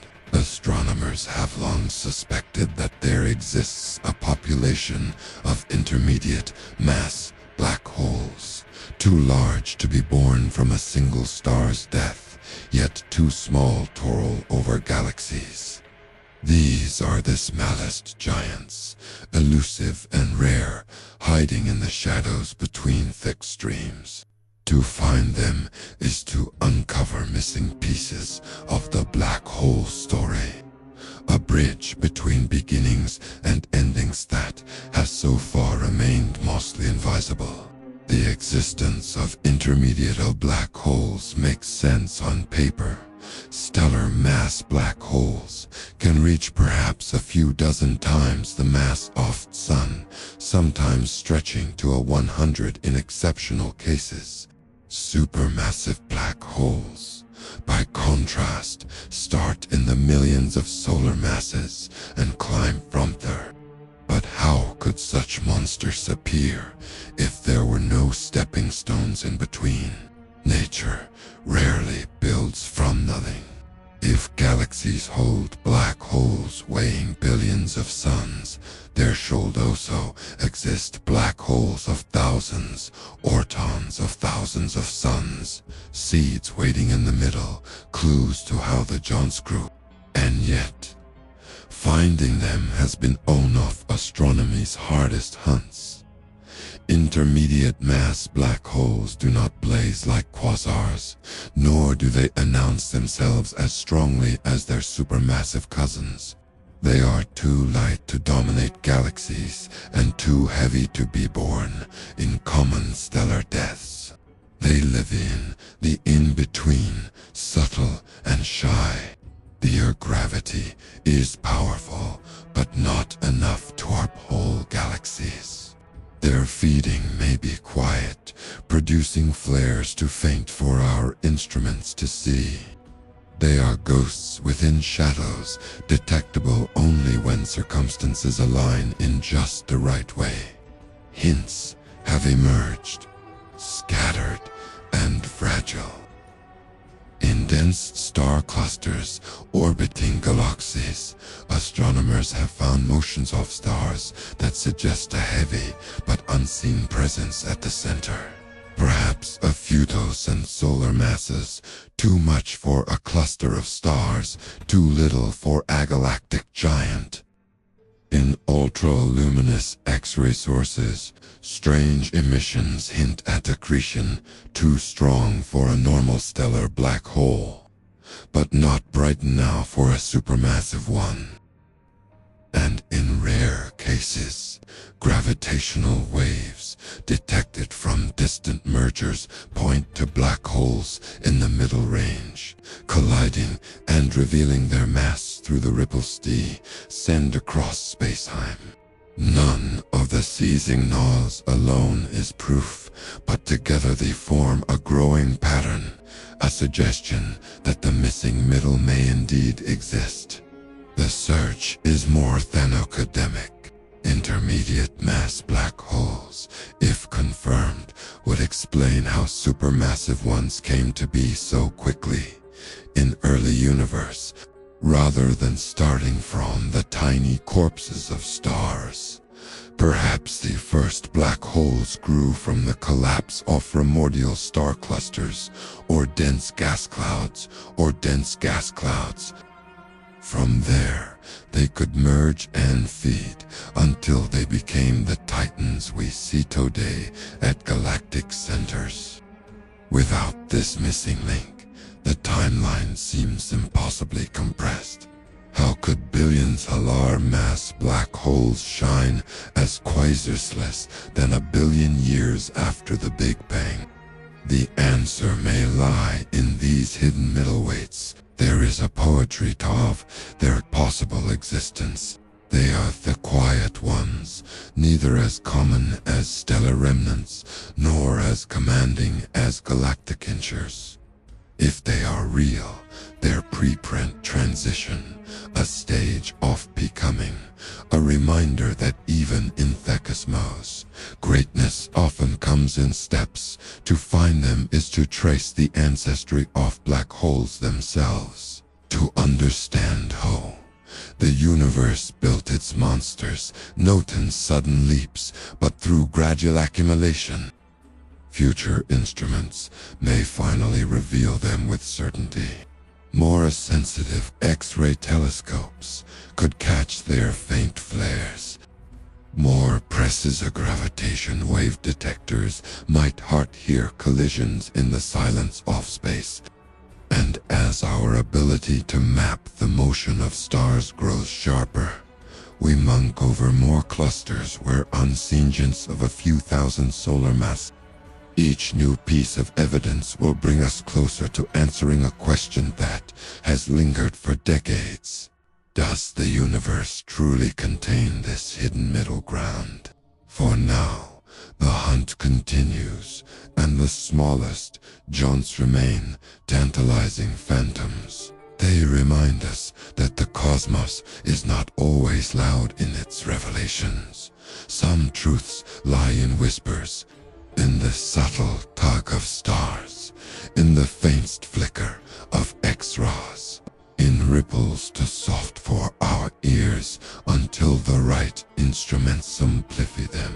Whether in clusters, in dwarf galaxies, or drifting through intergalactic space, these possible black holes carry with them the story of how the largest came to be. In their absence, there is still wonder. The very fact that we seek them shows how far our questions have reached. How we are no longer satisfied with the extremes, but yearn to fill in the spaces between. The smallest giants, if they exist, are not just black holes. They are the missing lines in the narrative of cosmic growth. The quiet evidence that even the masting things in the universe had beginnings that made sense. Steps that led them from the ordinary to the infinite. In the deep past of universe, when the first galaxies were only beginning to ignite, black holes had already grown into giants. This is only of the great puzzles of cosmology. How could objects so massive have taken shape so quickly, within less than a billion years after the Big Bang? Theolite, from those ancient quasars, travels Sacris, more than 13 billion years toward us, carrying with it a question about speed, growth, and the strange efficiency of the early cosmos. Quasar black holes, caught in the act of feeding their accretion disks, blazing with more energy than all the stars of their galaxies combined. The bright quasars from the early universe shine so intensely that we can see them across the cosmic gulf. Tiny pinpricks in the darkness that speak of objects weighing billions of suns. Ton 618, the largest known today, is only one in a family of monsters whose ancestry stretches back to that ancient epoch. But while we can observe them, The mechanism by which they reached such enormity in such a short time remains partly hidden. One theory imagines that seeds of these early black holes were heavier than those formed by collapsing stars today. Instead of starting with black holes of 10 or 20 solar masses, the first seeds may have weighed thousands.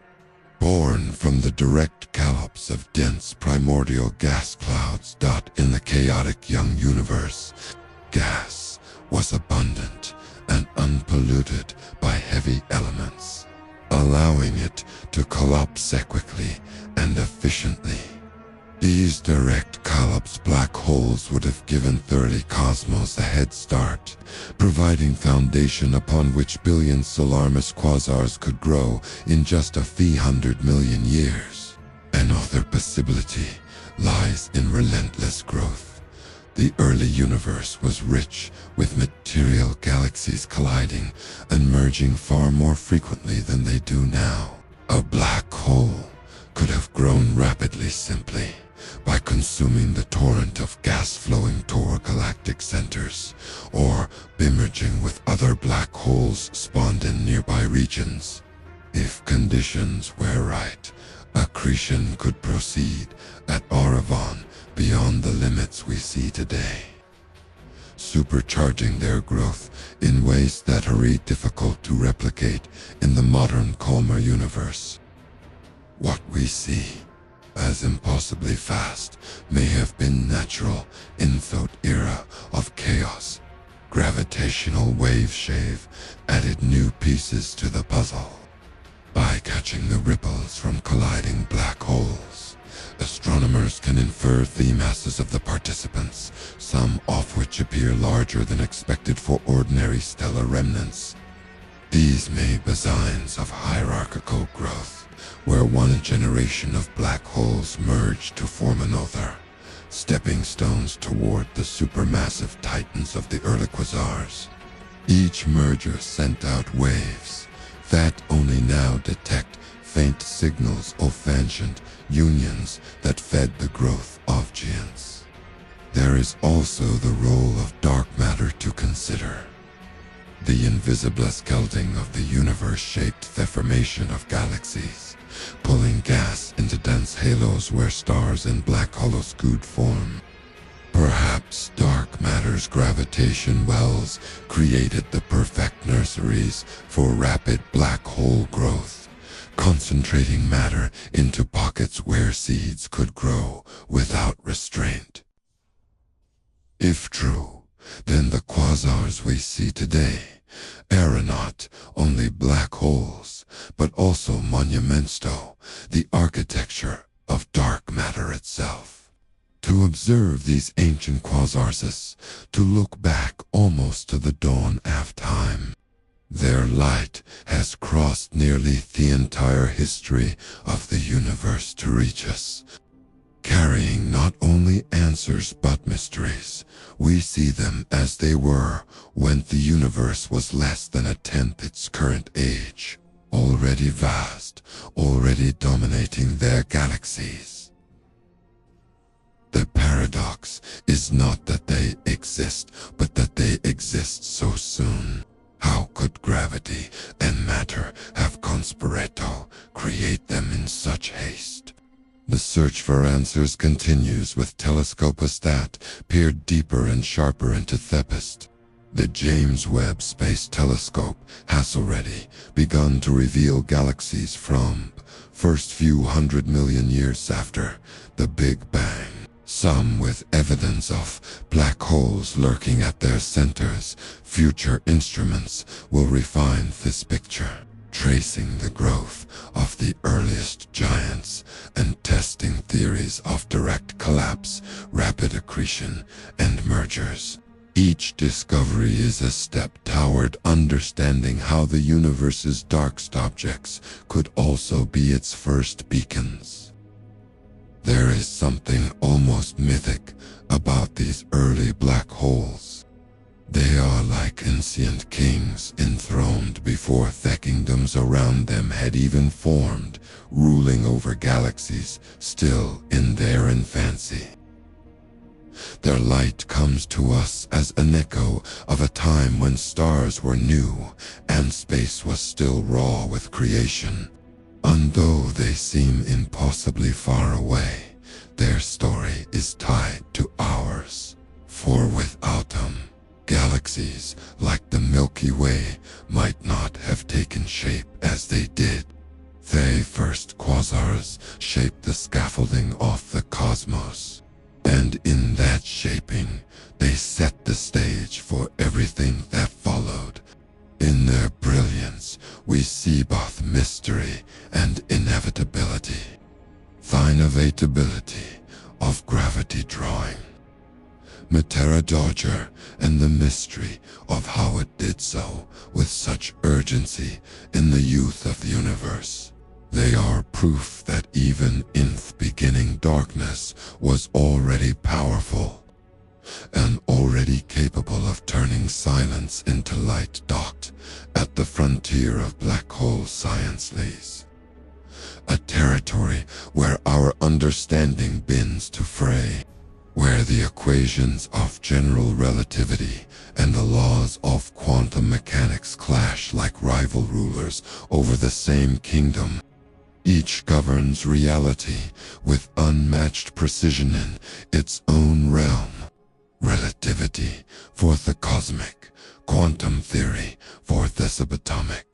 But inside a black hole where a gravity compresses matter to unimaginable densities, the two sets of laws must coexist, and there on that edge of knowledge they do not agree. At the heart of the paradox is the singularity, the place where space and time collapse into a point of infinite density. General relativity predicts it.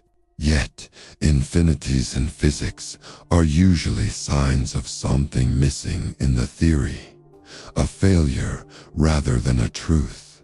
If matter is squeezed 2 scales smaller than atoms, quantum mechanics should take over.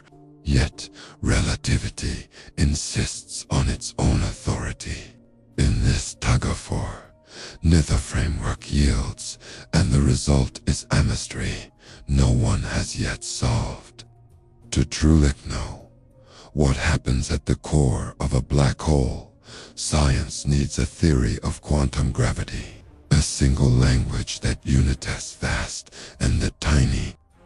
Hints of such a theory come in thought experiments and in the strange predictions of Stephen Hawking.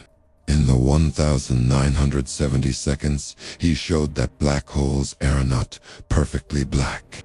Through the lens of quantum mechanics, the vacuum of space is alive with fleeting particle and toproparticle pairs. Near a horizon, one particle may fall in while the other escapes, carrying away a tiny amount of the black hole's energy. Over vast spans of time, this process, Hawking radiation, would cause black holes to lose mass, to shrink, and eventually to evaporate. What was once considered eternal is revealed to be mortal, though on time scales so immense they make the age of the universe seem brief. This discovery opened another riddle. If black holes evaporate, what happens to information about the matter they once consumed? In classical physics, information cannot be destroyed. It may transform, but it persists in some form. Yet, Hawking radiation appears to carry no record of what fell in only random energy. If true, this would mean information is erased from the universe. An idea at odds with quantum mechanics. This information paradox has haunted physics ever since. A wound in the fabric of theory, suggesting that something vital remains undiscovered. Various proposals have been made. Some suggest that information is encoded in subtle correlations within the radiation itself. Invisible at first glance, but present nonetheless. Others argue it might be stored on the event horizon like a hologram, leading to the radical idea that the three-dimensional world we experience is itself a projection of information painted on the universe. This is the holographic Tranquil, a concept both staggering and unsettling, one that recasts reality as something stranger than we perceive. And yet, despite decades of debate, no definitive solution has emerged. String 3, loop, quantum gravity, and other candidates for the ultimate theory, an attempt to weave space-time and quantum mechanics into one cloth. But the black hole remains the harshest proving ground. To explain what happens beyond the horizon is to touch the deepest truths of the universe, to understand not just black holes, but the very nature of space, time, and reality. The beauty of this mystery is that it cannot be answered with speculation alone. Observations to era beginning to press on these boundaries. Gravitational wave detectors. Emerging arrays, like the Event Horizon Telescope and next-generation observatories, will push us closer to seeing the effects of quantum and relativity together. Thaw may never peer into the Singularity 8 sloth. We can glimpse the clues it leaves at the horizon, in the behavior of light, in the patterns of waves, in faint whispers of radiation. The edge of knowledge is not a wall, but our horizon, much like the one around a black hole. We approach it slowly, gathering fragments, testing ideas, knowing that beyond it lies something more complete than we yet imagine. Whether that truth comes in the form of a new theory, a unification of the great frameworks, or a radical rethinking of reality itself, the black hole will remain both the problem and the god. It is fitting that the darkest objects in the universe illuminate its greatest mysteries. They are laboratories of extremes, places where physics, as when it breaks, demanding new visions. To follow them is to walk to the frontier of human understanding, where a certainty falters and wonder takes over, and in that wonder lies the possibility the universe is stranger, richer, and more profound than even our most daring theories suggest. From the beginning of human storytelling, the idea of a consuming darkness has haunted imagination. Long before the word black hole was ever coined, cultures told tales of monsters that swallowed light, of abysses that devoured worlds, of gates into realms unseen. In Norse mythology, the great wolf Fenrir threatens to consume the sun at the end of time. In Hindu cosmology, the dance of Shiva destroys and remakes the universe in cycles of creation and collapse. Across traditions, the motifab, an all-devouring force, appears, reflecting both fear and reverence for powers too vast to comprehend. When chance finally revealed black holes, they seemed less like discoveries and more like the realization of myths that humanity had always carried. The metaphor of the black holes slipped easily into language. Even before the first astronomical evidence was secure, the term evoked something final and inescapable. People began to use it to describe death, grief, addiction, or anything that seemed to pull endlessly onward. To call something a black hole was, to name it as a force that consumes without return, a place where energy and effort vanish without trace. The scientific object and the human metaphor grew together, each amplifying the other. In literature, black holes often serve as symbols of the unknown, of fear, or of transcendence. Writers imagine them as prisons, gateways, or both at once.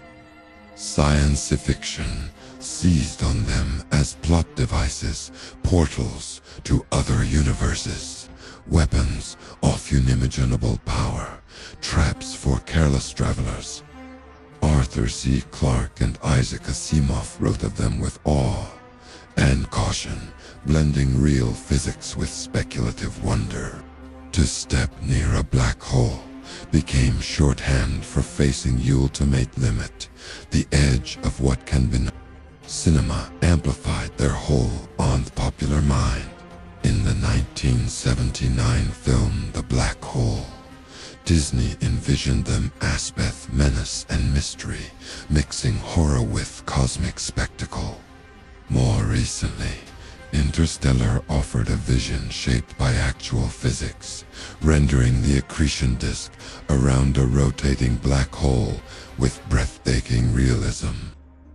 Audiences were captivated not just by the image, but by the ideas, time dilation, horizons, the possibility of survival beyond the black hole was not Morellian effect on screen, but a character in its own right, shaping the destiny of story. In such films, science is not diminished, but exalted, made into a stage for human emotion and imagination. Even in music and art, the black hole appears as inspiration. Bands name albums after them. Painters render spirals of light and shadow.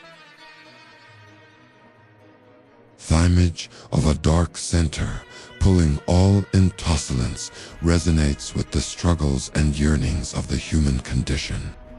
Togashi at a painting of a swirling void, or hear lyrics invoking an endless pull, Isto feel that cosmic metaphor folded back into personal experience.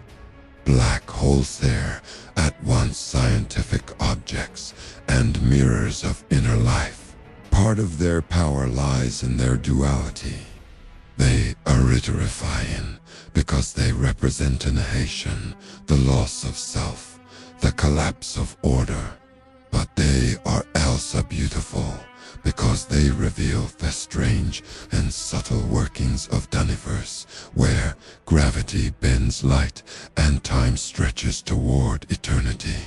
They remind us that destruction and creation are not opposites, but partners. That these forces which erase stars also shape galaxies. Culture reflects this paradox, seeing in black holes both death and possibility, doom and transcendence. For scientists, the challenge has been to balance fact with imagination. Real black holes do not serve as shortcuts to distant galaxies, nor as cosmic drains swallowing everything in sight. And yet, the metaphors they inspire are not wrong. They express the sense of a way thought science itself cannot escape. The awareness that in these objects we are confronting something that strains against the limits of language. The cultural weight of black holes makes them more than astrophysical phenomena. They have become symbols of the unknown, anchors for imagination across science and art alike. In the end, what unites myth, metaphor, and science is wonder. The black hole is not just a feature of cosmos, but a canvas on which humanity projects its deepest questions. What it means to face endings, what it means to lose or to transform, and what it means to stare into mystery. Whether in ancient tales of world-devouring beasts, in the equations of Einstein, or in the flickering images on a cinema screen, the theme is the same. Darkness at the center, light spiraling around it, and the question of what lies beyond. We fear black holes, and we need them. They haunt our imagination because it embodied both the terror of loss and the beauty of mystery. In them, the universe whispers back the stories we have always told, of devouring darkness, of the thin line between destruction and creation. Far above the quiet spirals of the Milky Way, another galaxy approaches, silent but inevitable. Andromeda, our nearest large neighbor, is on a collision course with us. It is not rushing in with sudden violence, but drifting closer in a slow, majestic glide, pulled by the invisible hand of gravity. Over the course of billions of years, the space between will shrink until the two galaxies entwine, their stars crossing paths like dancers in a crowded hall.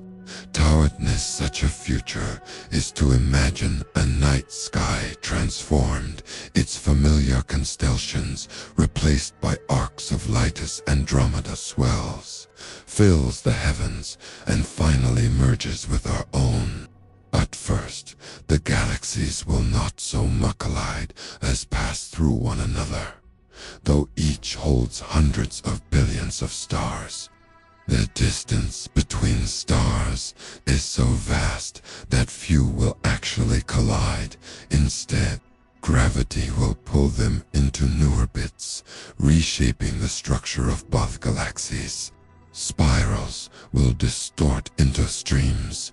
Stars will be flung outward, tidal tails, and clouds of gas will compress to ignite new waves of star formation. To an observer far in the future, the sky will look alive with motion, as if two vast whirlpools of light had been stirred into one. At the centers of both galaxies lie black Sagittarius at times in the Milky Way, and a larger one within Andromeda. When the galaxies merge, these two giants will begin a long approach toward another. At first, they will circle distantly, shepherding stars with their combined pull. Over millions of years, dynamical friction will drain their momentum, bringing them closer until eventually they spiral together. Their merger will release gravitational waves that ripple across the cosmos. A silent broadcast of our galaxy's transformation. The final product will be a single far larger black hole carrying the mass in memory of both ancestors. For the stars around them, this union will mean new orbits. Some drawn closer to the heart, others castinto, the galactic outskirts. Yet, for Photon and its planets, if they still exist then the collision will not be an immediate catastrophe. It is more likely will be carried into a new orbit, our night skies dramatically altered, but our solar system intact. From Earth's perspective, the danger is not stellar collisions, but the slow changes to the galaxy's structure, the gradual reshaping of its rhythms. The Milky Way and Andromeda are destined to form what astronomers call an elliptical galaxy, a smoother, rounder structure lacking the graceful spirals we know today. The new galaxy has already been given a name, Milcoma. In its vastness will be the common heritage of both.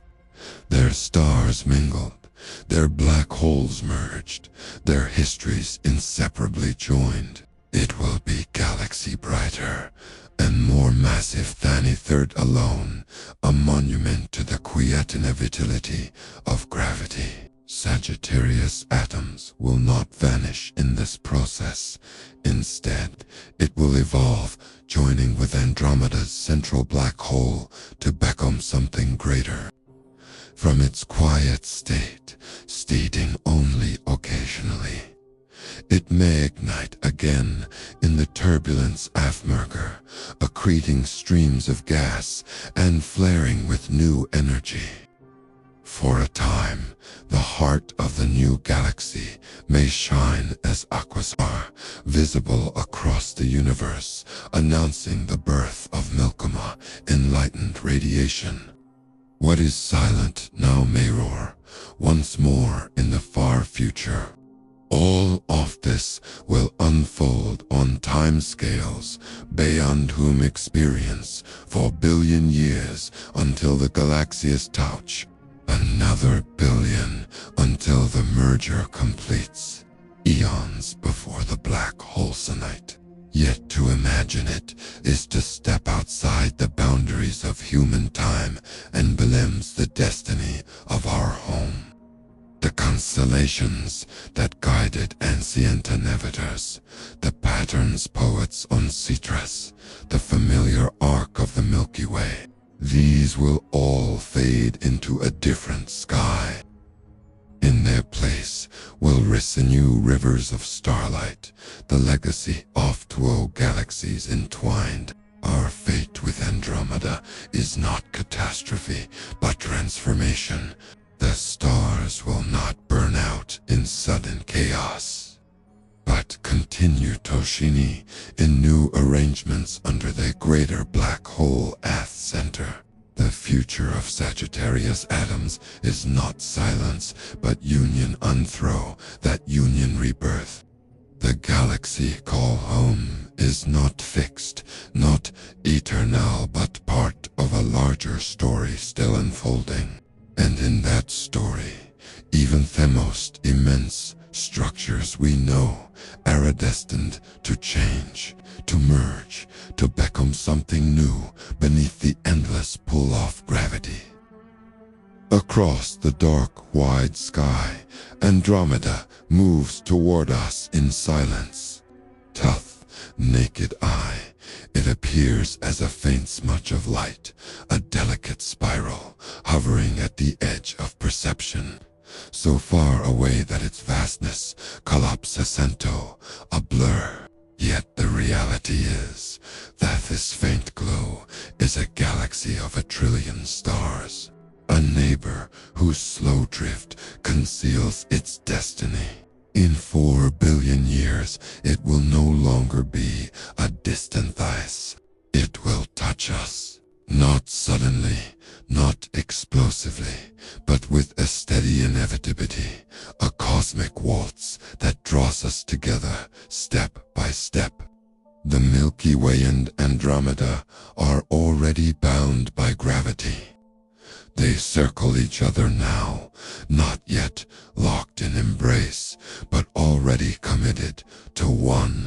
For billions of years, the galaxies will approach, the gap shrinking by hundreds of thousands of kilometers every hour.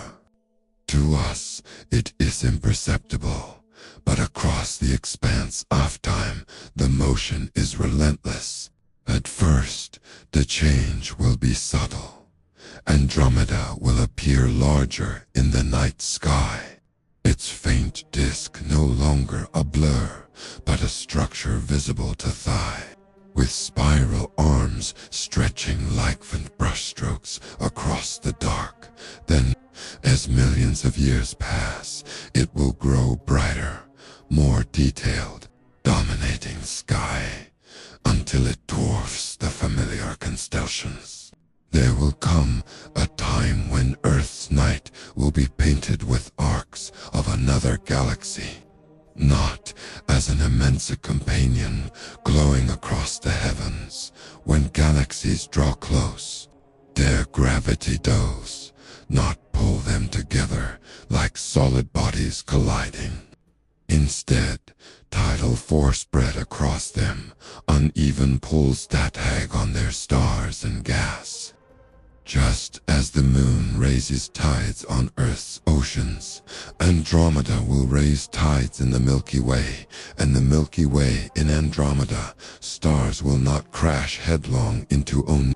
The distances between them are too great, but their paths will twist. Some will be flung outward into long streams that trail into intergalactic space, while others will be pulled inward, drawn closer to the merging course.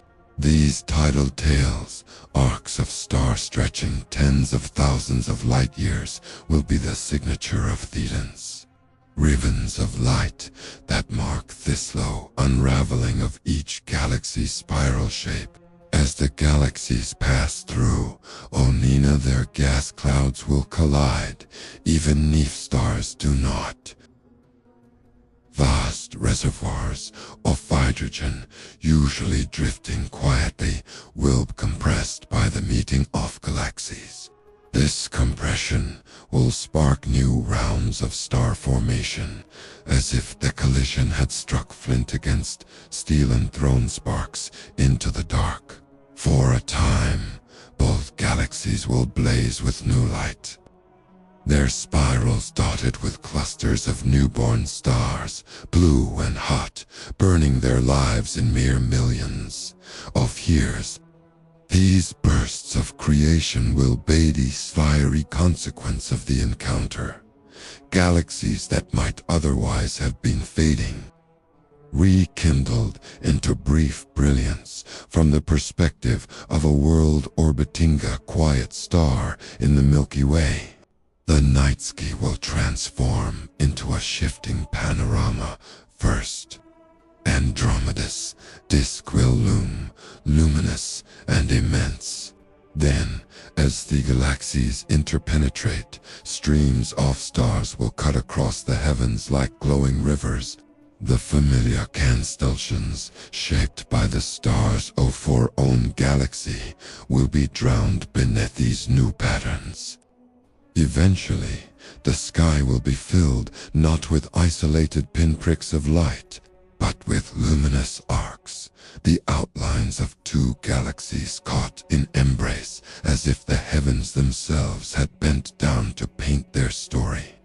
Across Earth, the word collision suggests destruction, the shattering of stars, and the violent smashing of worlds. But this is misleading. Space is too wide, vectors too small, compared to the gulf between them. The overwhelming majority will pass untouched, their planetary systems continuing their orbits unaware, the vast drama unfolding.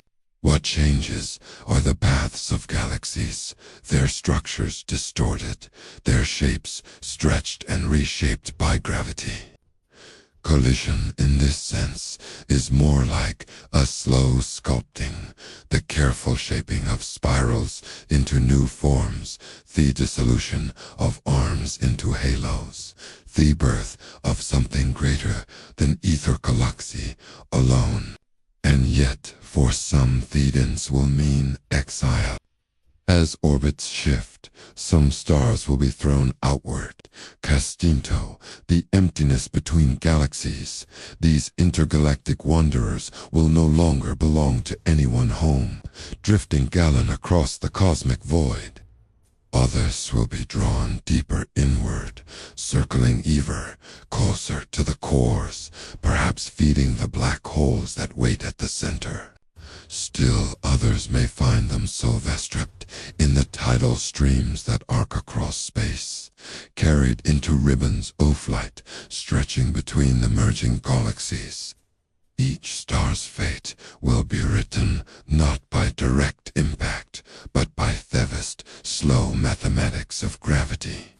The Milky Way and Andromeda are not alone in this. The smaller Triangulum galaxy hovers nearby, a modest spiral companions, its giant companions. It may be drawn into the merging matter as well, captured and consumed in the process. This is the way of the cosmos. Galaxies do not remain separate forever. They interact, they consume smaller companions, they grow. The process is called galactic cannibalism, not because it is cruel, but because it is inevitable. The Milky Way itself has already eaten smaller galaxies. Their stars now blended into our halo. Andromeda has done the same. The merger of our two great spirals is only the next step in a long tradition. Araminder, that growth in the universe even, comes through union and transformation.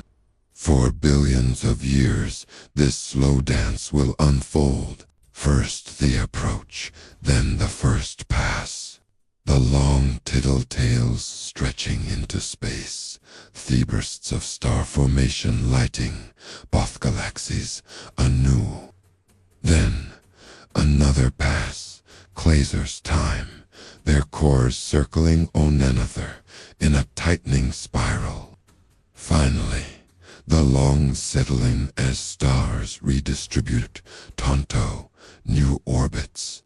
Spirals give way to an elliptical form, and the black hole's centers merge. It will not be quick. The process of becoming one will take longer than the entire span of human history, multiplied many times over. Photon, the end, the Milky Way, and Andromeda no longer exists as separate galaxies. They will have given birth to something new. A single massive elliptical galaxy glowing in the cosmic night. The slow dance of collision is not destruction, but transformation. It is a reminder that in the cosmos, change is the only constant. Even galaxies, with their billions of star sand, their ages stretching across aeons, are not permanent. They grow, they merge, they evolve, and we living in the quiet span of a single moment are part of that story. Our night sky holds not just the patterns of the present, but promise of what will come. To look at Andromeda's faint smudge is to see future approaching. To glimpse the events already begun. When the Milky Way and Andromeda have finally completed their long embrace, what emerges will not resemble the galaxies we know today. The delicate spiral arms of each, so graceful and distinct, will have been unraveled by tidal forces, smeared into luminous streams before being gathered into a new whole. Over time, the swirls will fade. The patterns dissolve. Untitled that remains is a vast elliptical shape, rounder, smoother, less adorned. The astronomers of the distant future, if any remain, will look upon the sky and see not the winding arms of Asperel, but a single swollen spheroid filled with the blended light of 12 galaxies. That galaxy already has Anum waiting for its birth. Milcoma, the reign of this new galaxy will begin with chaos.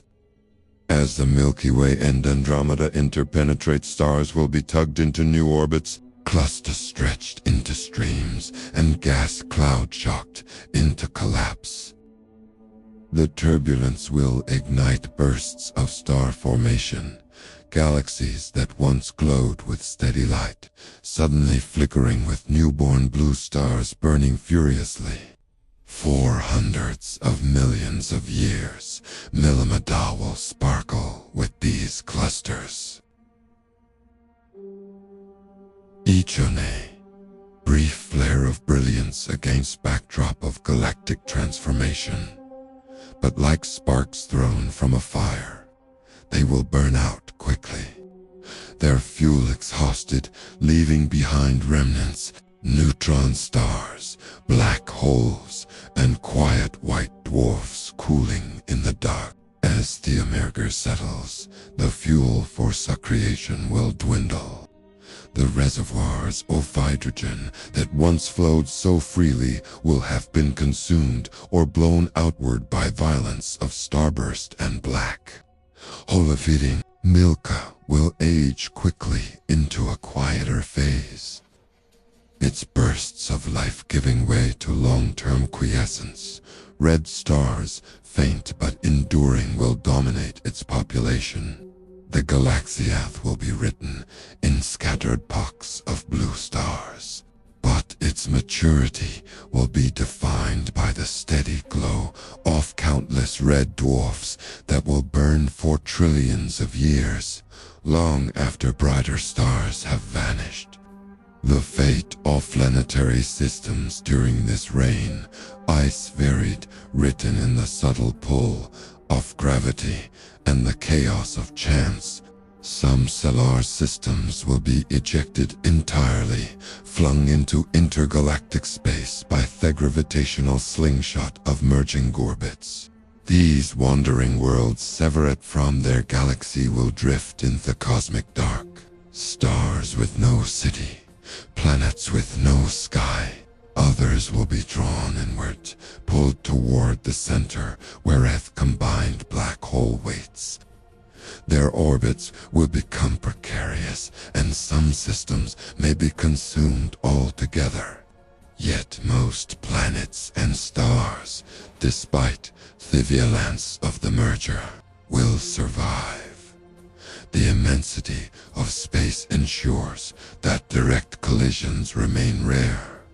And though orbits will be altered, many systems will continue their quiet revolutions, largely unaware of the galactic upheaval around them. Invisibilito. The eye, but essential to the shape of Milka, is the vast halo of dark matter that surrounds both galaxies. It is this unseen structure that has guided their approach, pulling them together across billions of years. When the galaxies finally fuse, their dark matter halos will merge as well, enveloping Milka Mida in an even larger, more massivical cocoon of gravity. This halo will determine the orbits of stars at the galaxy's edge, hold together its scattered remnants, and ensure that the new galaxy remains bound. Without it, the luminous matter we see would be insufficient to create the structure a thought emerges. Dark matter is the silent architect of Milka, the skeleton upon which its reign is built.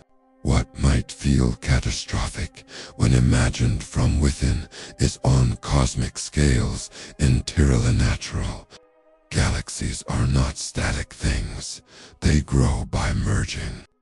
They transform by. The Milky Way has already consigned smaller galaxies, their stars now indistinguishable from our own. Andromeda has done the same. The union off to great spirals into a elliptical is not an exception, but a continuation of this process, one that has been shaping the universe since its earliest days. To witness it is to see cosmic evolution at work. Galaxies bumming what they were always meant, tobe through the slow arithmetic of gravity, and Milkamda itself will not be lone. Beyond its glowing stars lies Thelical Group, a collection of smaller galaxies, Triangulum, the Melanic Clouds, and dozens more that will eventually be drawn into the orbit of the giant. Over billions of years, Thelical Group will consolidate into a single massive structure. One galaxy swallowing another until only The great web of galaxies that now surrounds us will slowly thin as dark energy accelerates the expansion of space, driving more distant galaxies beyond our horizon. The reign of Milkama will be both vast and lonely, a kingdomunto itself, surrounded by emptiness. Still, within that loneliness lies a strange kind of permanence. Stars will continue to shine, though more faintly as the eons pass. Planets will orbit, some under skies unrecognizable to us, filled with strange constellations shaped by the merger. Black holes will grow in silence, swallowing what drifts too close, anchoring the galaxy as they always have. And the memory of the Milky Way of Andromeda will be written in the faint streams of stars stretched across the halo, in the invisible skeleton of dark matter that holds it all. Milka will be the heir of two galaxies, but it will also be the seed of the future. Its reign is not a conclusion, but a chapter in a longer story. The story of cosmos evolution that began with the first structures forming in the early universe, from the collapse of gas clouds to the birth of stars, from the growth of black holes to the merging of galaxies. The universe has always been in motion, always becoming something new. The reign of Milkama is only the next step in that endless unfolding. And somewhere within it perhaps will still be traces of us. Not our cities, not ours, not even our species, but the atoms of our bodies scattered into stars, planets, and dust.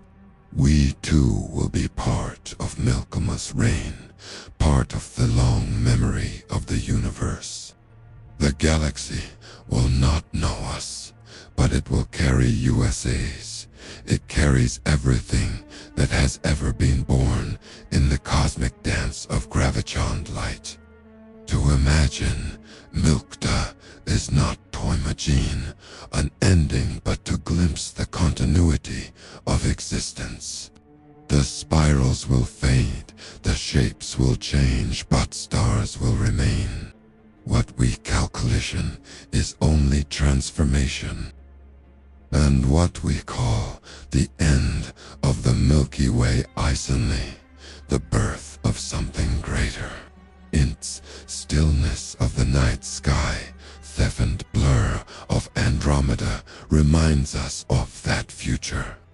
A future where galaxies merge and reign together beneath endless expansion of space.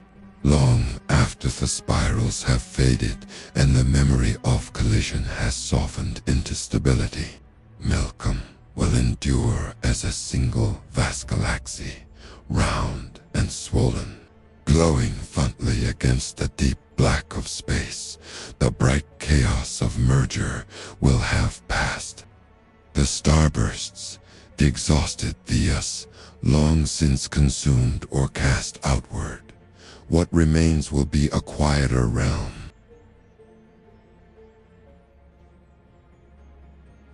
A galaxy. Entering old age, billions of years from now, the last great wave of star formation will have ceased, and the galaxy will be populated mostly by theodolite. Dim red dwarfs, cooling white dwarfs, neutron stars, and black holes. The reign of Milkoma will give way to agenlor twilight, one defined not by the birth of stars, but by their long, patient decline. At the center of this quiet giant will sit the black hole, Theon born from the union of Sagittarius atoms and Andromeda's central colossus, fed by the storms of gas and stars driven inward during the merger. It will have grown to a size far beyond its current millions of solar masses, perhaps tens of millions or more. Around its stars will continue to circle, pulled by its relentless gravity, Thincher at the heart of Milkima. For a time in the galaxy's middle age, it may have shone like a quasar, its feeding bright enough to light the universe. Photon. This later era, with little fuel left to consume, it will grow silent again, a dark monarch seated in the core, shaping orbits but offering no light of its own. The stars that remain will be different from the stars we know now. Most of the massive ones will have long since burned themselves out, exploding as supernova and leaving behind only remnants. Blue stars, the brilliant and short-lived, will be gone entirely. The night skies of surviving worlds will be filled instead with the long-lived red dwarfs, faint but steady, each one capable of burning for trillions of years. White dwarfs, the corpses of once sun-like stars, will cool slowly, glowing dimly for eons before fading into blackness. Neutron stars and black holes will linger, scattered through the galaxy like fossils, the remnants of an era when creation still burned bright. The cosmos will feel older, quieter, with the brilliant diversity of Stellariath replaced by the endurance of stellar age. Planetary systems will still circle their stars, though many will have been altered by the violence of the merger. Some will have been thrown into intergalactic exile, their sons wandering alone in the dark space between galaxies. Others will have been pulled into new orbits, flung to the outskirts of Milkima, circling far from its luminous heart. A few may have been swallowed entirely, dragged inward and consumed by the central black hole. Yet countless others will continue much as before, their worlds revolving around their aging stars, bearing skies that look stranger, but still familiar in their own way. Life, if it ever found purchase again, might adapt to Thystemer cosmos, or perhaps fade in tossilence with it. Around Milima Dastriches, the wider universe, but that universe itself will have changed. Dark energy, the mysterious force accelerating cosmic expansion, will continue to push galaxies apart. One Bion galaxies outside our local group will slip beyond the horizon, their light stretched until it can no longer reach us. In the far future, Milima will be alone, an island in the dark, surrounded by nothing but empty space, the great cosmic web. Once a vast work of clusters and filaments, will recede until only our own galaxy remains visible. To any astronomers of that age, the universe will appear much smaller, their sky emptied of distant galaxies, their sense of place confined to this single giant they inhabit. Cosmic loneliness will be the legacy of dark energy, a silence imposed by the expansion of space itself. In this lens, the black holes will reign. Not just the central one, but the countless stellar mass black holes scattered through the galaxy, each one a remnant of stars long gone. They will outlive nearly everything else, persisting for unimaginable spans of time. Even as stellest red dwarfs flicker out and their white dwarfs cool into darkness, their black holes will endure, silent and patient, holding the memory of the stars that fed them. They will be the ultimate survivors, the keepers of the past, long after the last light has faded. It is here, in this far future, that temperaments and endurance meet. Thesters we see tonight, vibrant and varied, are temporary. Their lives span millions or billions of years, but they end each in their own way, leaving remnants behind. Galaxies themselves, vast as they are, transform and dissolve, spirals melting into ellipticals, shapes erased by the passage of time. Yet through it all, something persists. Gravity, black holes, the quiet remnants that refuse to vanish.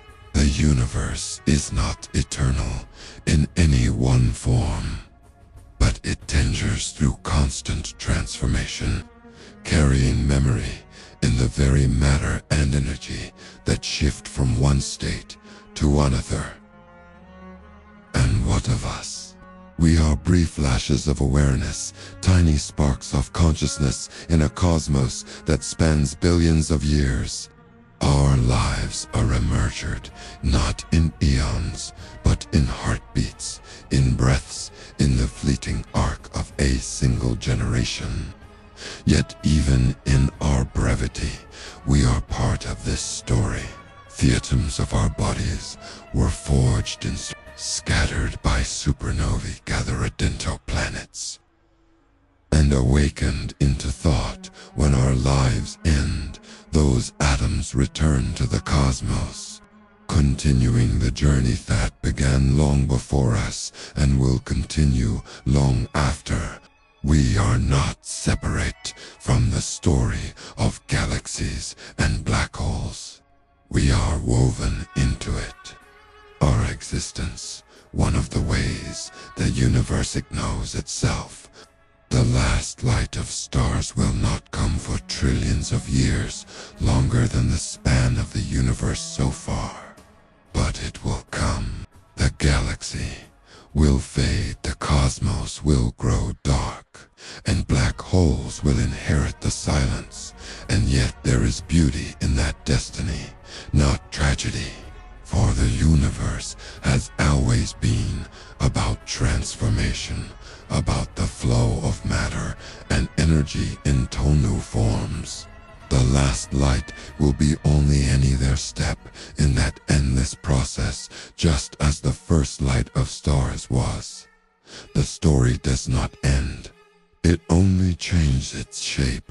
As we imagine that far future, the loneliness of a single galaxy, adrift in the dark, thin germs of black holes in the silence, we circle back to ourselves, to this moment, to this breath, to this awareness.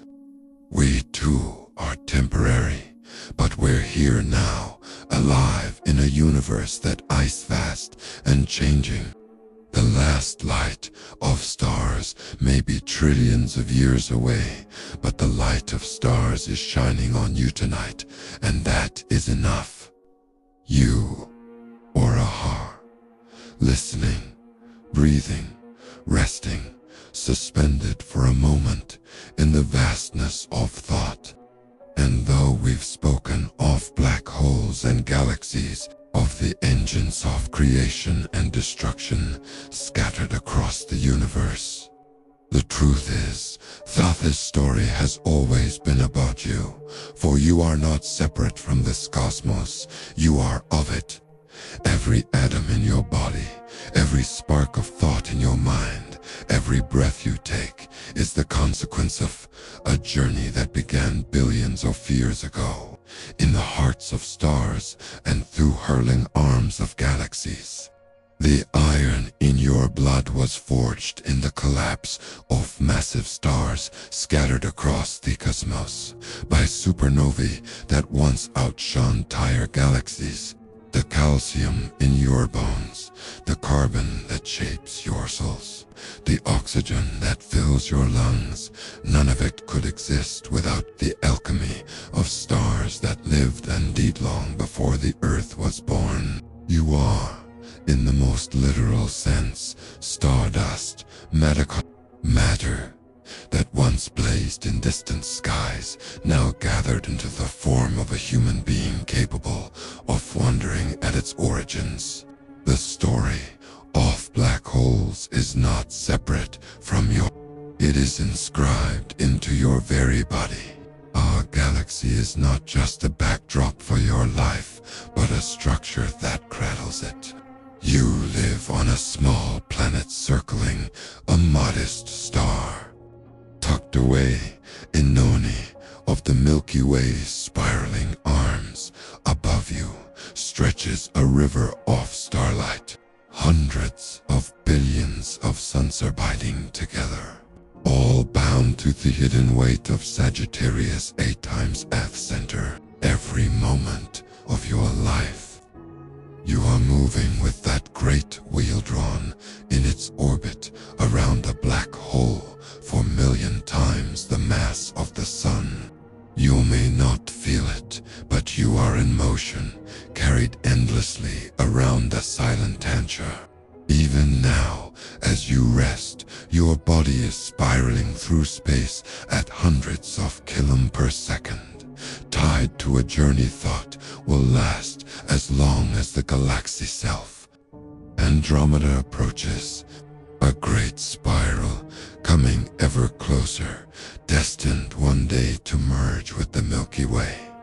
Vectors of both galaxies will dance together, and their central black holes will meet and combine. If any trace of humanity survives into that far future, our descendants will live beneath Skizri, different from yours. Skies alive with streams of stars and the glow of galactic collision. But even if our species fades, the atoms that now compose you will continue, scattered back into the cosmic ocean, perhaps to take part in the birth of new stars, new forms of life. The matter of your body will not vanish. It willingly change its place in the endlessical of creation and destruction. That is the universe's heartbeat. This is the truth that black holes, for all their darkness, remind us of. Nothing is truly lost. Matter collapses. Light bends. Time stretches and shatters. But energy and information remain, reshaped, transformed, carried forward in ways we do not yet fully understand. You are part of that continuity. What feels like an ending is only a change of form. What seems like silence may yet echo in new patterns of existence. The universe is vast, but it is not indifferent.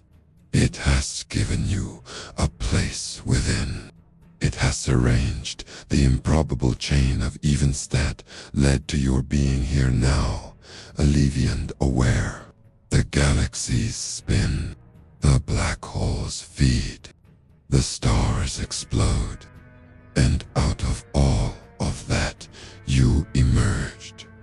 When you breathe, you carry the cosmos into yourself, and when you exhale, you're torn yourself to it. There is no boundary between you and the universe. You are a continuation of its story. So rest knowing you are held by force larger than imagination. The galaxies turn with you inside them. The stars burn with atoms that once belonged to you and will again. The black holes anchored great spirals that cradle your life even as you drift into sleep.